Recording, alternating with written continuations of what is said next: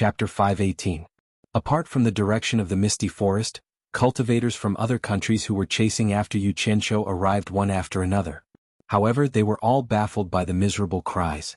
More and more people arrived, but they all gathered at the outskirts. No one approached. Compared to the people who rushed over in a hurry before, they were like two different people. The people who arrived later did not understand what was going on. They asked the people who arrived first what was going on. After getting the answer, they were all dumbfounded. Hearing Bai Meng's sorrowful cry, everyone was silent. They all decided to wait and see. Bai Meng's cry was met with Yu Qianqiu's sneer from within the sea of fire. "There's something wrong with your head." The black flying swords continued to kill. Bai Meng and the others could only watch. They wanted to help, but when they thought of the unstoppable power of the flying swords, they were powerless to approach. They were already scared out of their wits by the black flying swords. The few hundred people below were almost completely wiped out. The remaining people were forced into a dead end by the black sword net. They had no choice but to release their protective aura and charge into the colorful and thin fog behind them. They tried to hold on for a while and then come out again. What came as quite a surprise to the spectators was that the mysterious and fearsome mist forest wasn't as terrifying as they had imagined. Those people actually managed to survive in a hopeless situation. Even the protective aura of nascent soul cultivators could be used. Withstanding the protective aura, they really managed to run out from the other end. Everyone guessed that it might be because the fog at the outskirts was thin and the poison was not strong. Otherwise, it would be impossible for them to escape so easily. After all, the misty forest that had been legendary for countless years was not a joke. With an example, almost everyone died. The remaining few dozen people no longer hesitated. They all released their protective aura and rushed in. The ground was covered with broken limbs, dismembered corpses, and a pool of blood. As the green sea of fire blew past, everything was instantly turned into ashes. The bloody history just now was completely erased. The road ahead was unobstructed. Yu Qianqiu successfully charged into the colorful fog. That surging green sea of flames gradually disappeared along with Yu Qianqiu in the seven-colored fog. The black flying swords also disappeared in their wake. Perhaps it was because of the heat, but the color of the fog had become thicker. Previously, they could see dozens of meters away, but now they could only see 1 or 2 meters away. Bai Meng's group of 9 landed in front of the misty forest. Their faces were ashen. In total, there were close to 800 people. These were the rising stars of the sect, the future backbone of the sect. But looking at it now, there were only about 300 people left. Yu Qianqiu had single-handedly massacred nearly 500 people. The most distressing thing was that 5 experts at the end of the crossing tribulation stage had died just like that. Bai Meng's entire body was trembling uncontrollably, his fists clenched to the point of cracking sounds. If he had killed Yu Qianqiu and obtained the treasured saber, it would still be acceptable. But in the end, he did not obtain anything and instead caused such a huge loss. How was he going to explain this to his master when he returned? Thousands of people had gathered in the surrounding air. At this time, they all landed one after another. Looking at the pile of ashes on the ground, they all shook their heads and sighed. At the same time, they secretly felt lucky that they did not block Yu Qianqiu first. Otherwise, the consequences would be unimaginable. No one had expected that Yu Qianqiu could be so powerful. It happened almost in an instant. Nearly 500 people, including 5 cultivators at the end of the crossing tribulation stage, were killed just like cutting melons and vegetables. Especially the 10 cultivators of Hassa who were lucky enough to survive and began to chase Yu Qianqiu, they were even more frightened. It turned out that Yu Qianqiu had not been serious with them. Otherwise, none of them would have been able to escape. These people glanced at the people of Jinshan country, who all had deathly pale expressions and couldn't help but gloat secretly. They thought it was good that they died. Who told them to be so arrogant at the beginning? They were rushing to die. However, they still had to thank them. Otherwise, no one would know who the ashes on the ground belonged to. The muscles on third brother Xian's face twitched. He didn't know how many trump cards this guy had. The absorbing stars technique was scary enough, and now he had a batch of black flying swords. Even cultivators at the end of the crossing tribulation stage could be killed as easily as cutting cabbages. Thinking that he was also at the end of the crossing tribulation stage, he couldn't help but shiver. He knew his bad temper very well. If he didn't need Yu Qianqiu's help, he would have fallen out with this guy many times. They really fought. Third brother Xian didn't dare to think about what would happen next. Brother Bai Meng, I'm sorry for your loss. Brother Bai Meng, don't be sad. There will be a chance for revenge eventually. People who knew Bai Meng all comforted him. Although their words sounded nice, they didn't know how many of them were sincere. There was also someone who snorted, "This guy probably died when he entered the fog forest. It's a pity that those 2 treasured sabers are going to be lost in the vast fog forest." At this point, that person was slightly startled. He seemed to have thought of something. He looked around and realized that everyone was thinking about the same thing as him. Everyone was reminded by his words. If Xianxia really died in there, they wouldn't dare to go in and look for him with their cultivation. However, the soul formation stage masters behind them could go in and look for him with their high cultivation. Everyone looked around with flickering eyes. They memorized the direction where Xianxia entered and prepared to wait. If Xianxia really didn't come out, this direction was the best place to find the treasured sabers. They could go back and report to their masters. What's wrong with them? Among the people looking around, someone suddenly pointed at the disciples beside Bai Meng and asked in surprise. Everyone looked over, only to see the dozens of people standing together, all of them silent and motionless under the crowd's gesticulations. His expression was ordinary, but his face was glowing with a sparkling luster. The skin on his face looked even better than a woman's, and he had a delicate and alluring charm. Bai Meng and the others were stunned as well. Fifth junior brother Lu Jianyang, who was by his side, frowned and said, "What's wrong with all of you?" In the end, even after he shouted a few times, those several tens of people still didn't move, and this was slightly unusual. Lu Jianyang slowly walked over and stood in front of the dozens of people. He found that their bright eyes were shining brightly, but they seemed to have no one in their eyes. They didn't even look at him, an elder of the sect standing in front of them. Disrespecting one's elders? If it was just one person, it would still be acceptable. However, if all of them did the same, it would be impossible for something like this to happen. Lu Jianyang walked over and raised his hand, wanting to pat one of them. Yet he heard Bai Meng shout, "Junior martial brother, don't touch it with your hands."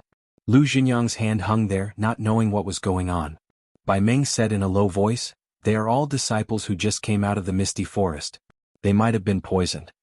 When everyone heard this, they all whispered to each other and nodded, obviously agreeing with Bai Meng's words. Lu Jianyang was shocked and didn't dare to touch it anymore. If he was infected by a deadly poison, it wouldn't be fun. Taking a few steps back, he raised his hand and snapped his fingers. With a whoosh, a gust of wind shot out and hit one of the people's face. He had grasped the appropriate amount of strength. This gust of wind that he shot out would at most cause the person to have a bloody nose and a swollen face. There wouldn't be any other consequences. However, what surprised him was that the disciple's skin color wasn't just tender and alluring, it had really reached the point where it could be broken by a blow. With a light "doo" sound, a pitch-black hole appeared on the disciple's face, giving Lu Jianyang a fright. How could this be? I didn't hit so hard. The atmosphere suddenly became heavy. From the hole on the disciple's face, pitch-black dirty water started to flow out. It flowed down his cheeks and dyed his clothes black. Just as the dirty water flowed out, wrinkles started to appear on the smooth skin on his face. Then, starting from his head, he started to shrink. Then he swayed unsteadily and slowly fell backwards. The people standing behind him were knocked down by him and also fell down unsteadily. One by one, dozens of people fell down in an instant. And when those people fell down, they were immediately like brittle paper bags filled with water. After falling to the ground, they couldn't withstand the pressure and burst open. Hua hua. The dirty water flowed all over the ground, and the people nearby all took a few steps back to avoid it. Those who fell down were all stuck to the ground like paper, soaked in the dirty water. A disgusting stench started to spread in the air. Everyone frowned, and at the same time they were secretly shocked. What a powerful poison. In such a short period of time, other than the skin on the surface of the body, the blood, flesh, and bones all turned into black dirty water, and the outside became even brighter and brighter. Everyone looked at the dense fog forest again and couldn't help but suck in a breath of cold air. The colorful fog of the dense fog forest looked gorgeous and colorful, but it contained a deadly poison. Looking at the people who were still poisoned, they still looked bright on the outside. Who could imagine that their insides were actually a puddle of pitch-black dirty water? Why is it like this? Lu Jianyang muttered to himself and looked at his hand that flicked out the wind. Although he knew that these disciples were poisoned to death, he felt that he was the main culprit. In the blink of an eye, that flick of his finger caused another dozens of disciples to disappear. The remaining close to 300 cultivators of Jinshan country all had deathly pale faces. Everyone was silent out of fear and no one said a word. It would probably take a long time for the shadow hanging over their heads to disappear. Bai Meng's breathing gradually became heavy. He suddenly raised his hand and slapped out a strong wind, slapping the remaining few poisoned disciples, causing everyone to once again witness a disgusting scene. Bai Meng walked with large strides to the front of the dense fog forest and shouted angrily, "You Qianzhou, come out for me if you have the guts." He shouted at the top of his lungs a few times, but only heard his voice travel far away and no one responded. The cultivators of the surrounding countries all shook their heads and sighed. This Bai Meng was probably mad with anger. That Yu Qianzhou had already been in there for such a long time, and the odds were against him. However, Yu Qianzhou's actions were a bit strange. Since he had such extraordinary ability, why didn't he break out of the encirclement? Why did he have to enter this place of death? It was really unimaginable. Third XN looked into the depths of the fog and kept muttering to himself, "It's all my fault, it's all my fault."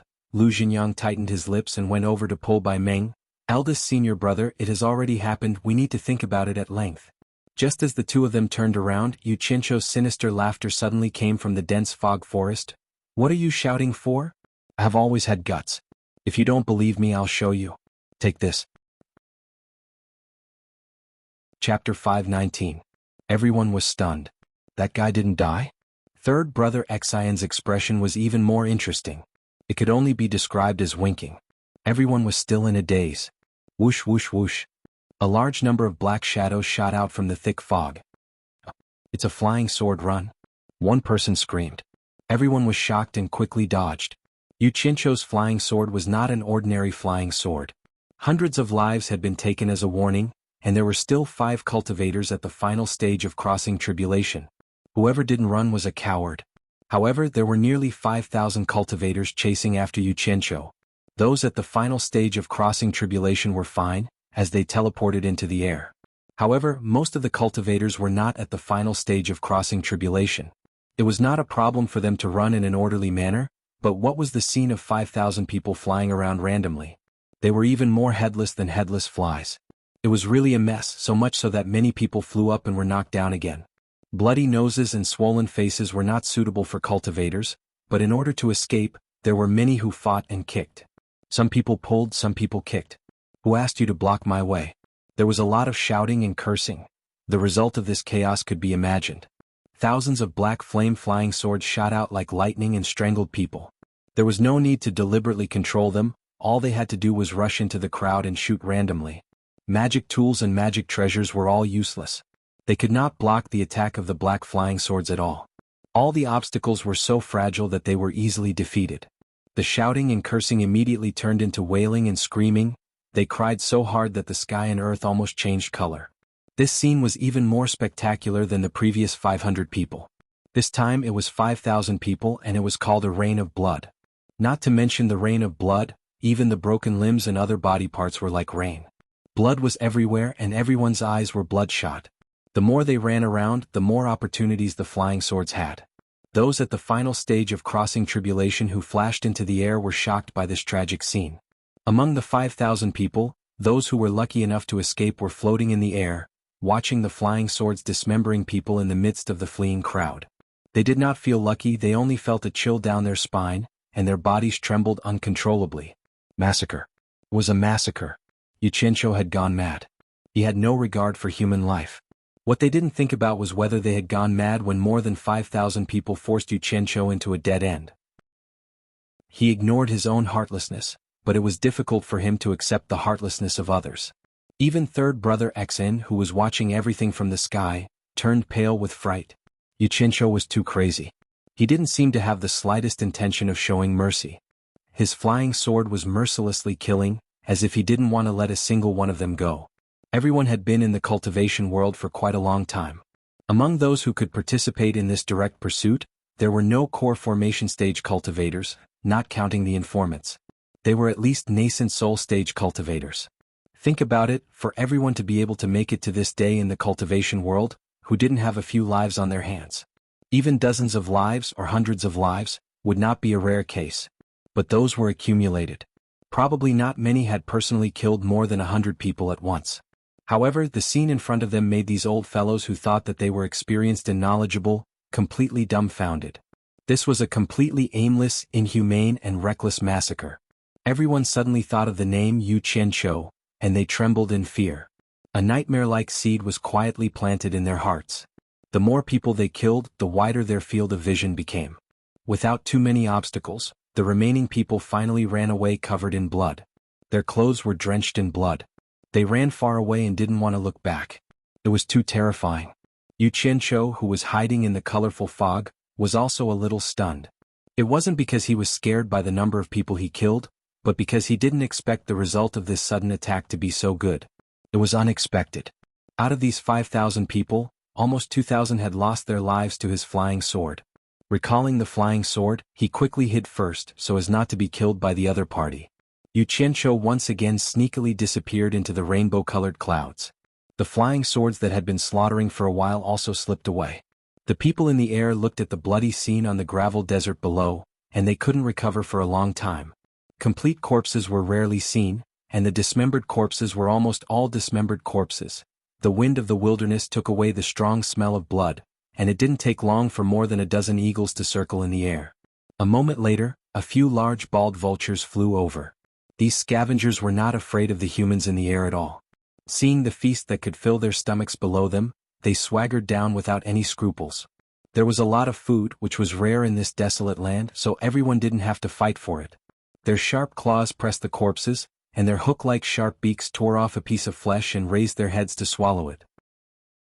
The cautious eagles, seeing that the vultures were safe, let out a cheerful cry and swooped down one by one. However, it was these cheerful cries that woke everyone up and brought disaster to them. When everyone discovered that these feathered beasts were actually eating the corpses of their fellow disciples, they were immediately furious. A flying sword shot out and a vulture was cut into two.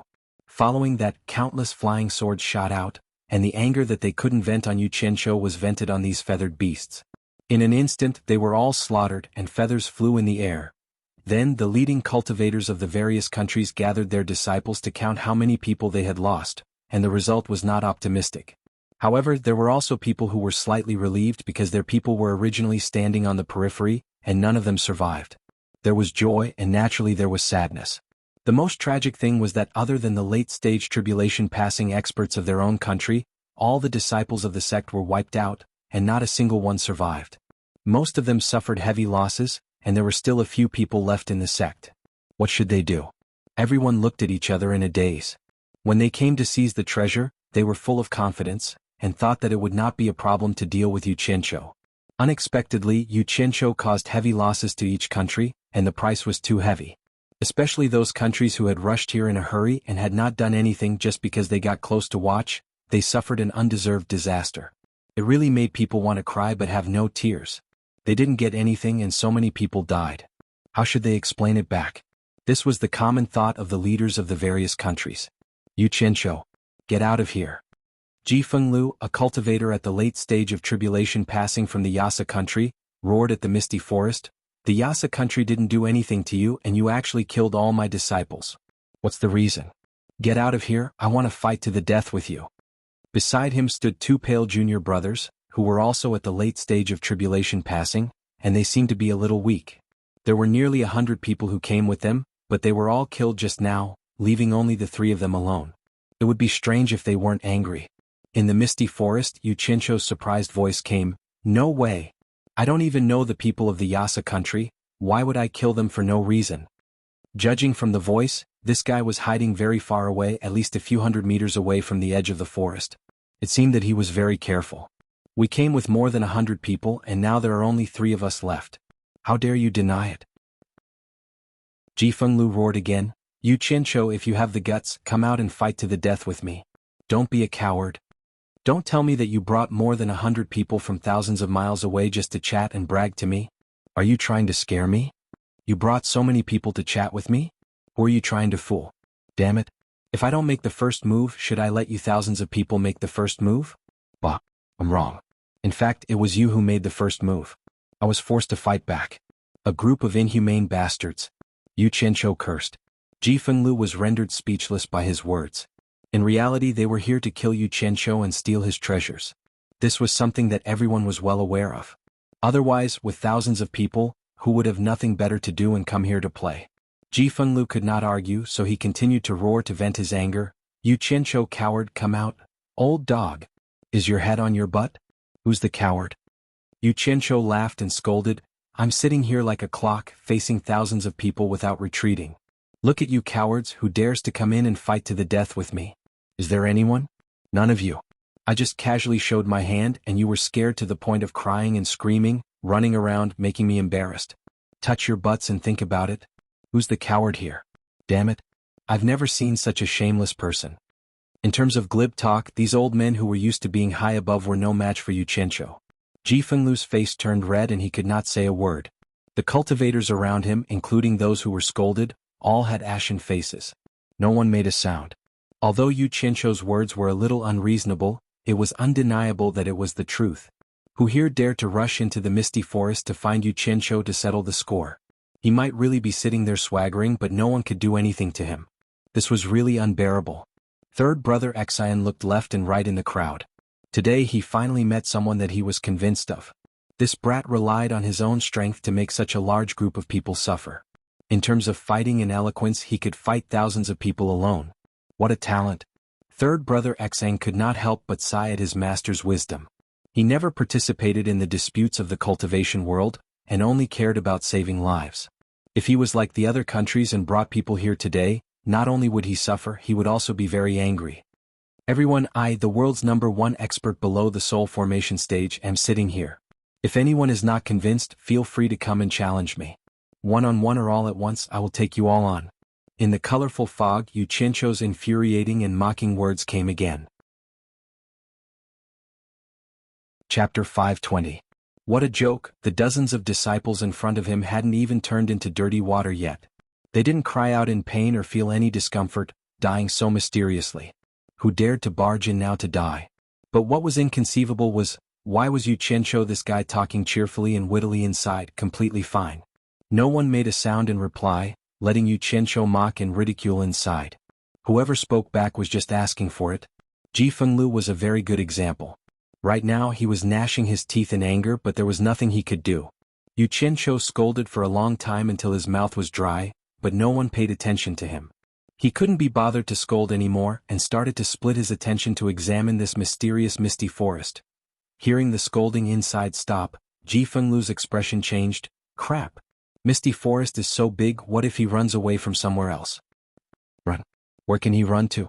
Bai Meng said with a gloomy face. Unless he hides and never shows his face, he can forget about escaping the pursuit of the entire cultivation world for the rest of his life. Everyone nodded their heads repeatedly. They all felt that Xianxia had taken advantage of the dense fog forest. In addition, he had been caught unprepared by that mysterious magic art. If he had been surrounded elsewhere, with a few more experts attacking him at the same time, he would definitely not have had a good time. Don't worry. Xianxia's voice came again. I will definitely not run away from somewhere else. Tonight, I will break out from here, all of you prepare to die. I won't talk to you guys for now, I'm going to take a stroll around first, I'll come back to settle the score with you guys at night. His tone was abnormally arrogant, practically treating all the cultivators in the world as nothing. Ji Fenglu was so angry that he kept shouting. His hands formed a circle, sucking up a large pile of gravel from the ground, and fiercely pushing it towards misty forest. A large pile of densely packed gravel shot in with a whistling sound. In the mist, Xianxia was just about to turn around to look around when he heard the whistling sound of the wind behind him. He jumped in fright, thinking that the other party had launched an attack. Without another word, thousands of black flame-flying swords flashed out and destroyed all the things that came at them.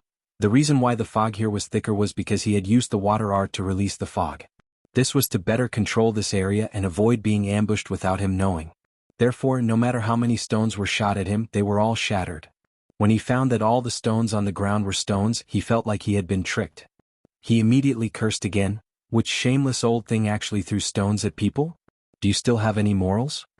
Ji Fenglu was infuriated once again. Bai Meng instead raised a hand and pressed it against his shoulder, his gaze lighting up as he stared at the gravel covering the field. The reason why no one dared to attack the fog was that they did not understand the power of this seven-colored fog. They were afraid that the magic tools and magic treasures in their hands would be destroyed if they came into contact with the poison. However, they did not expect that they could borrow the gravel in this field. Bai Meng waved at everyone and pointed at the gravel in the field. He then pointed at Ji Fenglu, indicating for everyone to copy what he had done just now. Everyone's face lit up. Without a word, they swept up a large amount of gravel on the ground and fiercely pushed it in the direction where Xianxia's curses came from.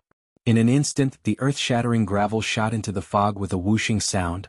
When the rain of gravel rushed into the fog, Xianxia immediately guessed what it was. So many? He was a bit dumbfounded.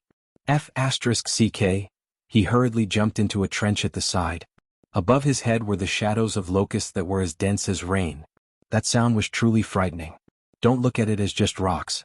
There were quite a few tribulation stage experts among them. When those rocks attacked, they could casually break through a wall. Killing ordinary mortals was like cutting vegetables. Even if a cultivator was hit, they would not feel good. When there was no more movement, just as he jumped out, he immediately heard an earth-shattering sound surging towards him. Thus he jumped back again. When there was no more movement again, he immediately jumped out and flew away on his flying sword. As he turned around, he roared, "A bunch of shameless people, just you wait." Everyone rolled up the gravel again. Although they knew that this wouldn't do anything to him, it was also a way to vent their anger. Even old Xian, who was at the side, couldn't help but join in the fun. That brat was really too arrogant. He chuckled there. Hearing that flustered and exasperated voice gradually fading away, thousands of people laughed loudly. They finally let out a sigh of relief. However, when they saw the corpses all over the field, they immediately couldn't laugh anymore. With such dismembered corpses, they couldn't even tell whose they belonged to. Even if they wanted to collect them, they couldn't. The leader of the group thought about it and called for the disciples of the sect to dig many deep pits on the ground. The surrounding corpses were swept into the pits and then directly buried. They had no choice but to do this. No matter what, they were from the same sect. They couldn't let their fellow disciples' corpses be exposed in the wilderness. As for the storage pouches, they tried their best to identify which sect they belonged to. If they couldn't, then whoever picked it up could keep it. After flying away on his flying sword, Xianxia stopped in front of the vague shadow of a dense forest. He was a little hesitant to go in. He kept saying that this was the misty forest, but he didn't see a single tree in the periphery. Only here did he see one. There was also that colorful fog. In this desolate and boundless desert, even though the wind was blowing continuously, it couldn't blow away the fog that enveloped this place. It really made people feel a little uneasy. He had already experienced the power of this colorful fog. When he first came in, he thought that since he had taken the Rui pill, he wouldn't be afraid of any poison. However, after a while he immediately felt that something was wrong. Although it didn't hurt or itch, he felt that his consciousness was gradually blurring. His whole body was numb and he couldn't even move a finger. Subconsciously he shouted that something was wrong. He was too careless. He was going to die here today. Unexpectedly, at the critical moment, his abdomen warmed up, and a warm current flowed through his whole body. His consciousness also gradually became clear and he was slowly able to move. However, he felt that there was something in his body that seemed to be spinning silk from a cocoon. It was extracting something from every part of his body, and it was flowing towards his dantian. When he looked inside, he found that the head of the nascent soul in his dantian was shining with a golden light. It gave off the feeling of the Vairocana Buddha, and it was very solemn. Strands of colorful threads flowed into his dantian, and were then inhaled by the nascent soul through its nose. Xianxia suddenly realized that the golden bead that had sunk into the nascent soul's body had a miraculous effect. Without a doubt, those colorful threads should be the colorful fog that had invaded his body. Even the Rui pill couldn't cure the poison, but it was actually absorbed by the nascent soul. Thinking about it, he really had to thank this golden bead. At every critical moment, it would always help him turn misfortunes into blessings. It was very magical and he didn't know what it was. However, there was no doubt that it was a good treasure. Looking around, it was quiet and the colorful fog was slowly drifting. Behind such bright colors, there was a sense of eeriness and an indescribable strangeness. Perhaps it had something to do with the dead silence. He walked slowly and stopped beside a big tree. This tree was completely black and it had branches but no leaves. It was a bare tree and it seemed that these trees had died a long time ago. Looking at the big trees on the side, including those in the dense forest, they were also all black. There were almost no weeds growing on the ground and it was also pitch black. On the contrary, there were some hairy things that looked like grass under each tree. He remembered that third brother Xuan once said that his master had come here to collect poisonous grass, but he didn't see any other grass. Could it be this thing? He wanted to collect some to study and see if he could poison someone to death. Maybe it would be useful in the future. But after thinking about it, he gave up. He didn't understand these things, and when he had the chance to ask third brother Xian's master, he could come back whenever he wanted. For now he should try not to touch anything here. Should he go in and take a look? Xianxia hesitated for a while. If it wasn't for the golden bead he would have been poisoned to death. If he encountered something more powerful, he really didn't know if he could handle it. Looking inside his dantian again, he saw that his nascent soul was still absorbing the colorful threads. He didn't know how long it would take. It was just absorbing and not spitting. Wouldn't it be stuffed to death? Whoa, whoa. From the depths of the forest came an unknown sound, echoing in the empty black forest. This sound was the only sound left in the silence, and it made people's hair stand on end. Xianxia carefully looked around and both his ears were almost pricked up, trying to hear where the sound came from. However, it was difficult to distinguish and he could only guess that it came from the depths of the forest or maybe very far away. The sound suddenly disappeared. Damn it. If I can't poison to death, how can I be scared by a broken forest? If something is wrong I'll just run. What's there to be afraid of? Xianxia coughed twice and his voice echoed in the forest. He took out a black flame flying sword from his sleeve and jumped on it. Then he waved his hand and pointed around and recited loudly, "Red, orange, yellow, green, cyan, blue and purple, who holds the colorful ribbon and dances in the sky. After the rain comes the setting sun and the mountains pass in waves." After he finished reciting the poem, he suddenly felt emboldened. He thought to himself, in this kind of situation, only a poem by a great person who had defeated all kinds of evil spirits could boost his courage. Forget about those **ta men signs. Then his whole body surged with black flame to protect himself, and a few dozen black flame flying swords and blue flame flying swords flashed out to accompany him. When he felt that it was safe, he rode his sword and flew at a constant speed into the depths of the forest. The colorful fog in front of him was getting thicker and thicker, and his vision was getting worse and worse. He almost couldn't see anything in front of him. Xianxia slowed down and let a few blue flame flying swords lead the way. He felt that the terrain was getting higher, and the black trees were getting fewer and fewer. It seemed that he was climbing to the top of a mountain. Damn it! What's in here? Xianxia didn't know how long he had been flying. Just as he was muttering to himself, the scene in front of him suddenly opened up, and he came out of the colorful fog. Xianxia looked around in surprise, and found that he was already at the top of a mountain in the shape of a basin. The whole mountain was like a huge basin and he could still see the colorful fog around him, but the inside of the basin was clear and he could see everything clearly. Below him was a huge depression, and this depression was not simple. It was actually all golden, and he didn't know if it was made of brass or gold. In the middle of the flat yellow metal ground, there was a wide platform that was tens of meters tall, and it was also golden. It looked like an altar. Chapter 521. The strange thing was, not only was there no rainbow fog in the basin, but there was also no fog in the sky above the basin. The clear sky was like blue velvet. That's not right. Xianxia rubbed his chin and thought. It was said that the fog forest was shrouded in rainbow fog all year round. If there was such a big gap in the sky, it was impossible for the cultivators flying above not to see it. Xianxia's gaze fell on the altar. There seemed to be something hanging there.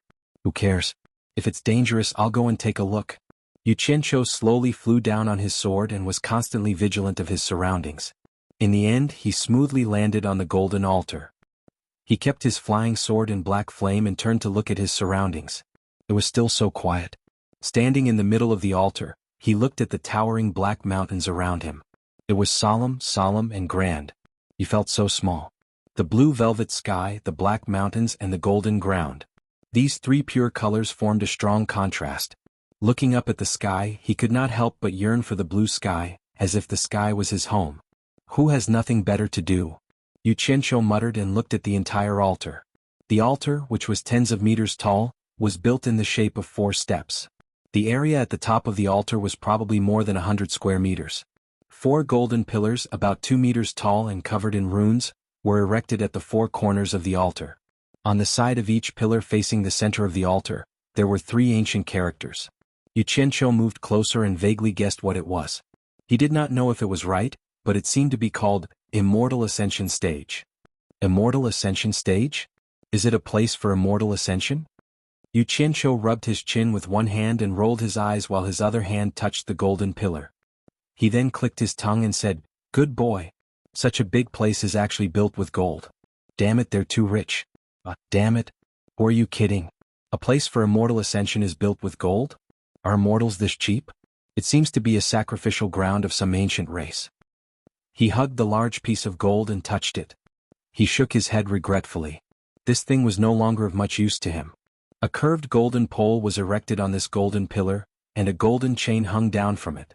At the end of the pole hung an arm-length golden horn that was engraved with runes. It was right above his head. What the hell? It should be fine if I touch it. It's still elastic.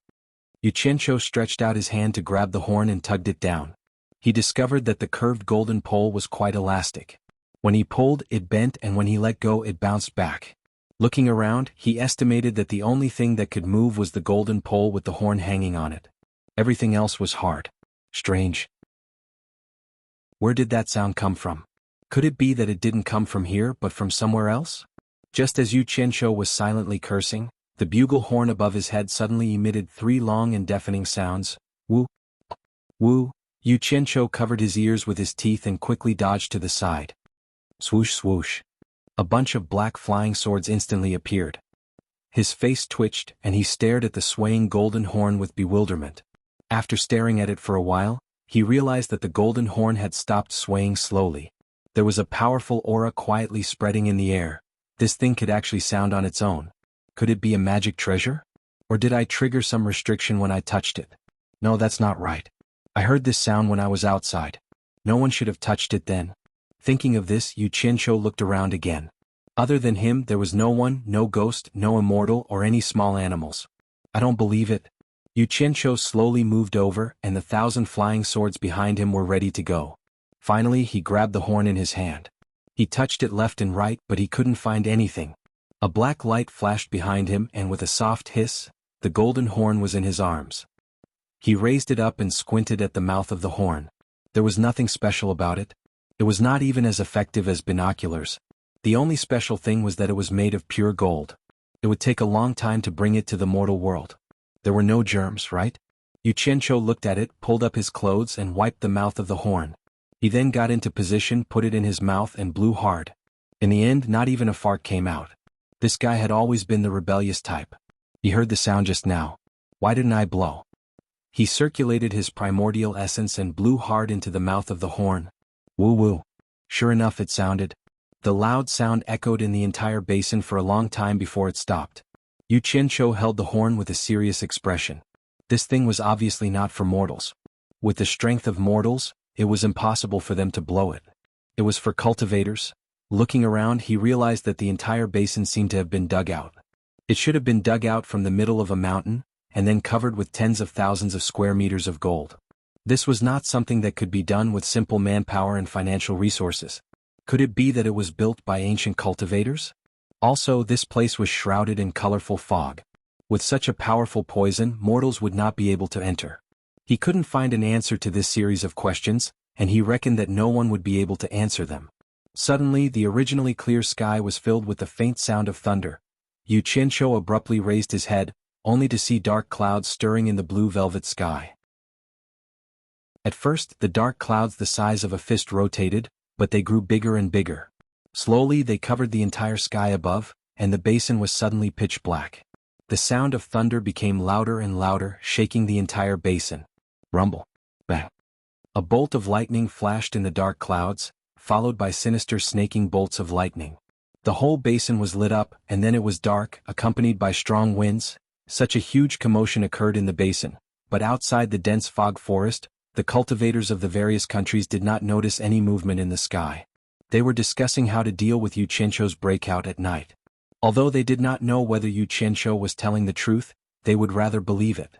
It was better to be prepared.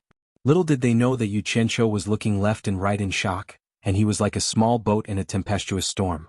This scene was truly a ghastly sight. He did not know what was going on. In any case, he was prepared to escape at any time. However, what was surprising was that the wind gradually subsided, and the surroundings became blue again. Normal light reappeared in the basin. The blue velvet was compressing the dark clouds of lightning and thunder, compressing it into a black hole. The lightning in the black hole was as fast as thousands of snakes. Xianxia's ears were buzzing with the sound of thunder. He looked up at the sky with his mouth wide open, looking a little silly. He did not know what the hell was going on in the sky. There was only thunder and no rain. At this moment, the black hole of lightning and thunder gradually rotated, as if it was going to spit something out. As it rotated, the colorful fog around the basin began to be sucked in, gradually covering the entire sky. The gathered fog began to be sucked into the black hole. Suddenly, a dazzling white light flashed in the black hole, and a figure flashed in the white light. Before Xianxia could react, he suddenly found that there was someone in front of him. He was shocked, and the flying swords behind him all moved in front of him with a swoosh. He saw a golden-robed middle-aged man staring at him coldly.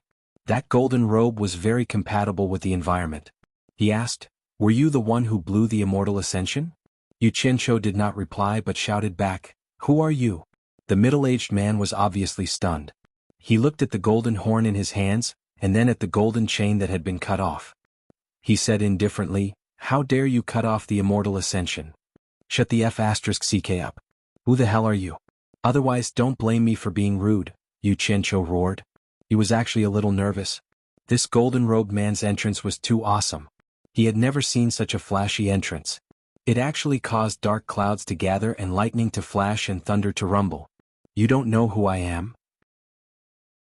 The golden-robed man looked at him for a while and said in shock, "I can't see through your cultivation." The cold expression on his face gradually eased. With a faint smile, he cupped his hands and replied, "I am the celestial realm's emissary. I heard the immortal ascension's call, and have specially come to welcome you to the celestial realm." Celestial realm? What did you say? Say it again? Xianxia was dumbfounded. The golden-robed man was a little confused. He smiled again and replied, "I am the celestial realm's emissary. I heard the immortal ascension's call, and have specially come to welcome you to the celestial realm." Dang. The horn in Xianxia's hand fell to the ground. He pointed at him and stammered, "You mean you are a deity from the celestial realm?" He could not help but look up at the spinning black hole that was still filled with lightning. "For the people of the mortal world, you can call me that." The golden-robed man smiled politely. "For a cultivator like you to reach such a cultivation level before ascending to the celestial realm, it is rare to see one in 1,000 years. After ascending to the celestial realm, I believe you can directly enter the exalted immortal level.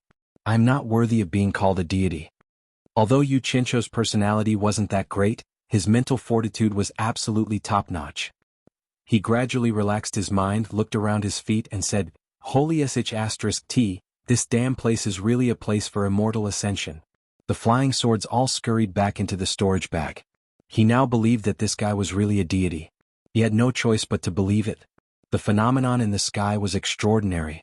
Since the other party had already regarded him as a master, he might as well pretend to be a master first and sound him out. If it did not work, he would quickly leave. Of course, the immortal ascension stage is naturally a place for immortal ascension, the golden-robed man said politely. Although Xianxia was still a little surprised, he saw that the other party bullied the weak and feared the strong. Even if he was a deity, he would not be able to do so. Therefore, he walked around the golden-robed man a few times with his hands behind his back. As he sized him up, he asked, "Do you often come here to welcome people to immortal ascension?" "No." The golden-robed man cupped his hands. "There are 72 worlds in the mortal world. This world has stopped for countless years. No one has ascended to the celestial realm. You are the first in countless years. At the same time, you are also the person with the highest cultivation level in the 72 worlds." Chapter 522. My cultivation level is average. I'm passable. Xianxia laughed and pointed around. "What's going on here? Why did you come the moment I blew the horn?" The golden-robed man's expression turned solemn. A long time ago, an expert from the immortal world used his profound cultivation to break through the void and set up an array here. Once the immortal ascension is blown, it can reach the heavens. Our emissaries will open the corresponding passage to receive you. Then why did I hear the immortal ascension being blown by itself? Xianxia asked curiously. The golden-robed man smiled. "You may not know this, but our emissaries also blow the immortal world's emissaries. Once the immortal ascension is blown, the mortal world's immortal ascension will resonate. Cultivators who have reached a certain level of cultivation will be able to hear the call no matter how far they are. They will follow the sound to the immortal ascension stage and ascend to the immortal world." As he spoke, he pointed at the basin. "If your cultivation level is not high enough, you won't be able to hear the horn no matter how loud it is. The range of the array? You mean within this basin? Does that include the forest outside the basin? Xianxia asked. The range of the array is limited to the basin, the golden-robed man said patiently. This was because he had met Xianxia, who he could not see through. If it was someone with a lower cultivation level, they would not have the patience to chat with him. That's strange. Then why can I hear the horn from outside? Xianxia's face was filled with confusion, but he couldn't tell the other party that he was only at the nascent soul stage, yet he could hear it. Was the quality of his immortal ascension not up to standard?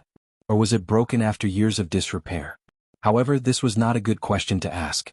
If he were to find out that he was pretending to be powerful in front of the other party, he might even be killed. This was an immortal from the immortal world, who knew what powers he had. What made him even more curious was that the golden bead in his body was so magical that even an immortal could not see through his cultivation level. Does one have to reach a certain level of cultivation to ascend to immortality? Can those with insufficient cultivation be promoted? Xianxia asked with a glimmer of hope. He was quite interested in becoming a legendary immortal. When the time came, he could bring his entire family and his subordinates along to bask in the limelight. That would be great. The golden-robed man was stunned for a moment before he said, If your cultivation isn't high enough, you won't be able to withstand the might of the immortal ascension passageway. But he paused for a moment before continuing, if there's a great immortal protecting him, or if there's some powerful protective immortal treasure, it won't be a problem. However, I'm afraid people who possess formidable immortal treasures or experts whose cultivation has reached the great immortal realm would disdain to do such a thing. Damn it. Isn't this the same as telling me that there's no hope? I don't have that many connections in the immortal world. If I had those connections, would I still be talking nonsense with you here? One look and I can tell that you're just an errand boy. Xianxia cursed silently. Seeing that he was still dawdling, the golden-robed man had been a guide for so many years, but this was the first time he had seen such a person. He thought to himself, an expert is indeed an expert. He's studying there slowly and calmly. He's not as emotional as the other ascenders. He could only remind him, you'd better hurry up and ascend with me. This immortal passage can't be open forever. If there's no response, it'll automatically close later. Oh no. How am I supposed to get rid of him? Xianxia looked at the black hole in the sky and tried to find something to talk about.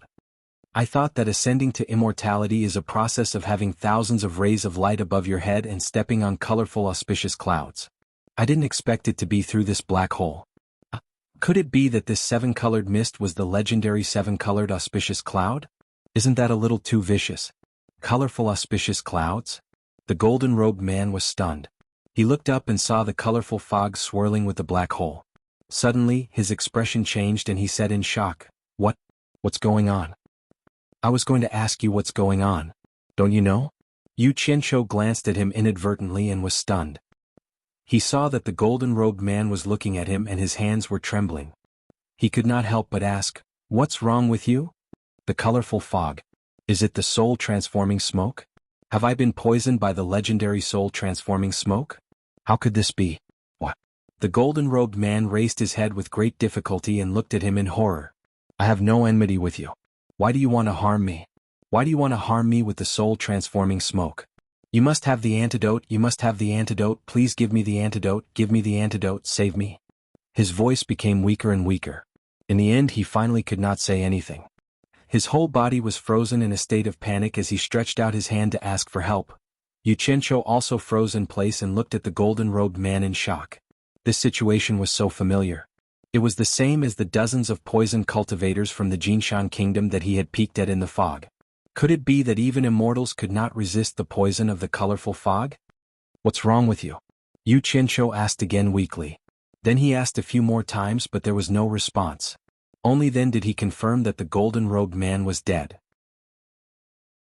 He looked up at the still spinning black hole speechlessly. The colorful fog around it was still being sucked in slowly. The colorful fog. The soul-transforming smoke? He muttered and frowned deeply. A lot of mysteries surged in his mind. The golden-robed man obviously did not expect to see the colorful fog in this place. That was the soul-transforming smoke he mentioned. Where did it come from? In short, it would not appear for no reason. It was obviously left behind by someone. Or maybe it was deliberately left behind by someone. When the immortal ascension passage was opened, the spinning black hole naturally sucked in the colorful fog. Those who came out of the black hole would suffer if they were not prepared. Even immortals could not resist the soul-transforming smoke. It was definitely not a coincidence that it was set up at the immortal ascension stage. Xianxia suddenly felt a sense of conspiracy. It seemed that the entire misty forest was set up by someone to prevent anyone from entering, and at the same time, not even immortals. Perhaps it was mainly targeted at immortals. Who could have such a grand plan? Was it a cultivator from the cultivation world? That was absolutely impossible. As Xianxia's eyes flashed, a bolt of lightning flashed out of the black hole and formed a twisted bolt of lightning in the sky above the basin. The black hole in the sky spun faster and faster. Finally, it turned into a dot and slowly disappeared. After the colorful fog in the sky lost its suction force, it began to drift back and return to the surroundings outside the basin. The sky reappeared, but it was filled with stars, twinkling brightly. The golden-robed man opposite him was still begging with a terrified expression. Xianxia shook his head and sighed. "Immortal brother, I'm sorry. I didn't know that I could blow an immortal to death with just a casual blow. I really didn't mean it. Please rest in peace. It's not safe to stay here for long. I'll take my leave first." Xianxia took out a few small silver balls and scattered them in all directions. It would be convenient if he wanted to come again in the future. He kicked the golden horn on the ground. It was also a treasure. He picked it up and was about to put it into his storage bag when he stopped and shook his head. He thought that it was better not to take it. If he attracted a few immortals because of this thing, he would be killed. After a moment of hesitation, he walked to the pillar with the horn and pulled down the golden chain. 2 green flames lit up between his thumb and index finger, and he reconnected the broken chain. After he let go, the horn hung on the pillar again. It's returned to its owner. I just came here for a stroll. It's none of my business. Xianxia shrugged. He threw out a green flying sword and jumped on it. With a whoosh, he flew to the top of the mountain. Halfway, he looked back and seemed to have thought of something. He rode the sword and flew back. Jumping back onto the altar, the cyan flying sword under his feet flipped in the air and bounced into the air. With a buzz sound, it emitted a cyan flame and turned into a flaming sword. Then it went straight toward the top of the golden-robed man's head. In an instant, vigorous green flames spurted out from the collar, sleeves, and all the gaps in the golden robe. As Xianxia raised his hand and waved, the green flames swam out of the golden robe like a dozen fire snakes and entered his palm. The golden robe fell to the ground. The person wearing the robe had disappeared without a trace. Dang dang dang. A bracelet that looked like refined steel bounced a few times on the golden altar. Xianxia walked over and picked up the golden robe. Other than a few pieces of immortal underwear, there was nothing else. Damn. Are immortals so poor? There are no elixirs or immortal treasures. Xianxia unfolded the entire golden robe and looked at it again. Indeed, he did not find anything valuable. The quality of the clothes was okay, but he did not know what material it was woven from. He lifted the robe and said helplessly, 3 years for the new one, 3 years for the old one, and another 3 years for the sewing and patching. I'm a child from a poor family. I don't have so many bad habits. I'll make do with it. Maybe it'll be useful in the future. He stuffed it into his storage bag and then grabbed the immortal underwear to check it again. He still did not find anything. In the end, a surging green flame surged out and turned the immortal underwear into ashes. It seemed that he had forgotten the theory of 3 years for the new and 3 years for the old. Poor. So poor. As he shook his head, his eyes fell on the bracelet that looked like refined copper that had rolled to the edge of the altar. The bracelet lay there quietly. It looked very ordinary and not easy to attract attention. His eyebrows twitched subconsciously. He had vaguely guessed something. He picked up the bracelet and weighed it in his hand. It was neither light nor heavy. It looked unremarkable. It was 2 fingers wide, grayish-green, slightly flat, and had no decorations. There were no welded seams on it. It was a seamless whole. I hope it doesn't disappoint me, Xianxia muttered softly. He held it in his hand and began to inject his divine sense into it. As soon as his divine sense entered, he immediately fell into a space. Chapter 523. Xianxia immediately winked and laughed. This bracelet was indeed mysterious. It actually hid a space similar to a storage bag. However, he soon couldn't laugh anymore. The space was not small. This room could match the capacity of 3 storage bags, but there was nothing inside. It was empty. It was really a space and empty room. He retracted his divine sense and was a little stunned. Did a dignified immortal really not have anything valuable on him? What was the use of this bracelet with a large capacity? In terms of storage space, which could be bigger than Utopia. Unwilling to give up, he injected his divine sense to check again. The result made him really speechless. There was actually a pile of ores and other things inside, piling up half the room. He retracted his divine sense again. Xianxia looked around suspiciously. Could it be that his eyes were playing tricks on him? Or did he see a living ghost? No, a living immortal? Immortals could also be haunting? It couldn't be that his eyes were playing tricks on him. Xianxia looked around with a fierce gaze. So what if it was a ghost? I can do whatever I want in the demon region, why would I be afraid of a guy who just died? He injected his divine sense again, and Xianxia was instantly dumbfounded. It actually became empty again. This time, it would be a lie to say that he wasn't afraid. He only felt the hair on his back stand up. He looked around. In the huge empty space, he was the only one staying on an ancient golden altar. He couldn't hear any sound at all. Long live Chairman Mao. Long live Chairman Mao. He muttered in his heart 10 times in a row. Immediately, his timidity disappeared. He stood upright in the center of the golden altar and looked around coldly. He raised the bracelet in his hand and carefully injected his divine sense into it, observing the internal structure of the entire bracelet. Damn it. After Xianxia saw it clearly, he couldn't help but laugh. He realized that he was purely scaring himself. It turned out that there were 10 ring-shaped spaces inside the bracelet. Among these 10 spaces, a few rooms were filled with things and a few were originally empty. It was obvious that his divine sense had entered an empty room for the first time. The second time it entered a room filled with things. The third time it was empty again. In the end he thought he had seen a ghost. Heaving a sigh of relief, he found a room to store his items and checked what kind of treasures were inside. There were 5 identical swords stuck in a small pile of silver sand. It was very likely that they were immortal artifacts from the immortal world. This immediately piqued his interest. As he tried to summon it, a cold light flashed and landed in his hand. Its appearance was similar to the flying swords used in the cultivation world, only the style of the handle was different. Xianxia used his finger to caress the cold blade of the sword. It was cold to the touch, and there were undulating lines on the blade that he could not understand. He could feel that there was a powerful and restrained aura hidden within. This was something that the flying swords of the cultivation world did not have. Once it was activated, its power would definitely not be small. The cold light flowed past and pierced towards the altar. Shwa! It directly penetrated the thick golden platform and stopped at the hilt. Xianxia clicked his tongue as he pulled out the sword. The sharpness of the sword was indeed incomparable to the flying swords of the cultivation world. Just now, he had only made it go into free fall, but it was already able to pierce through metal effortlessly. Such a good sword, he naturally wanted to try to control it. He wanted to separate a strand of divine sense into the sword to make it easier to control. Unexpectedly, there was already a strand of divine sense residing in it.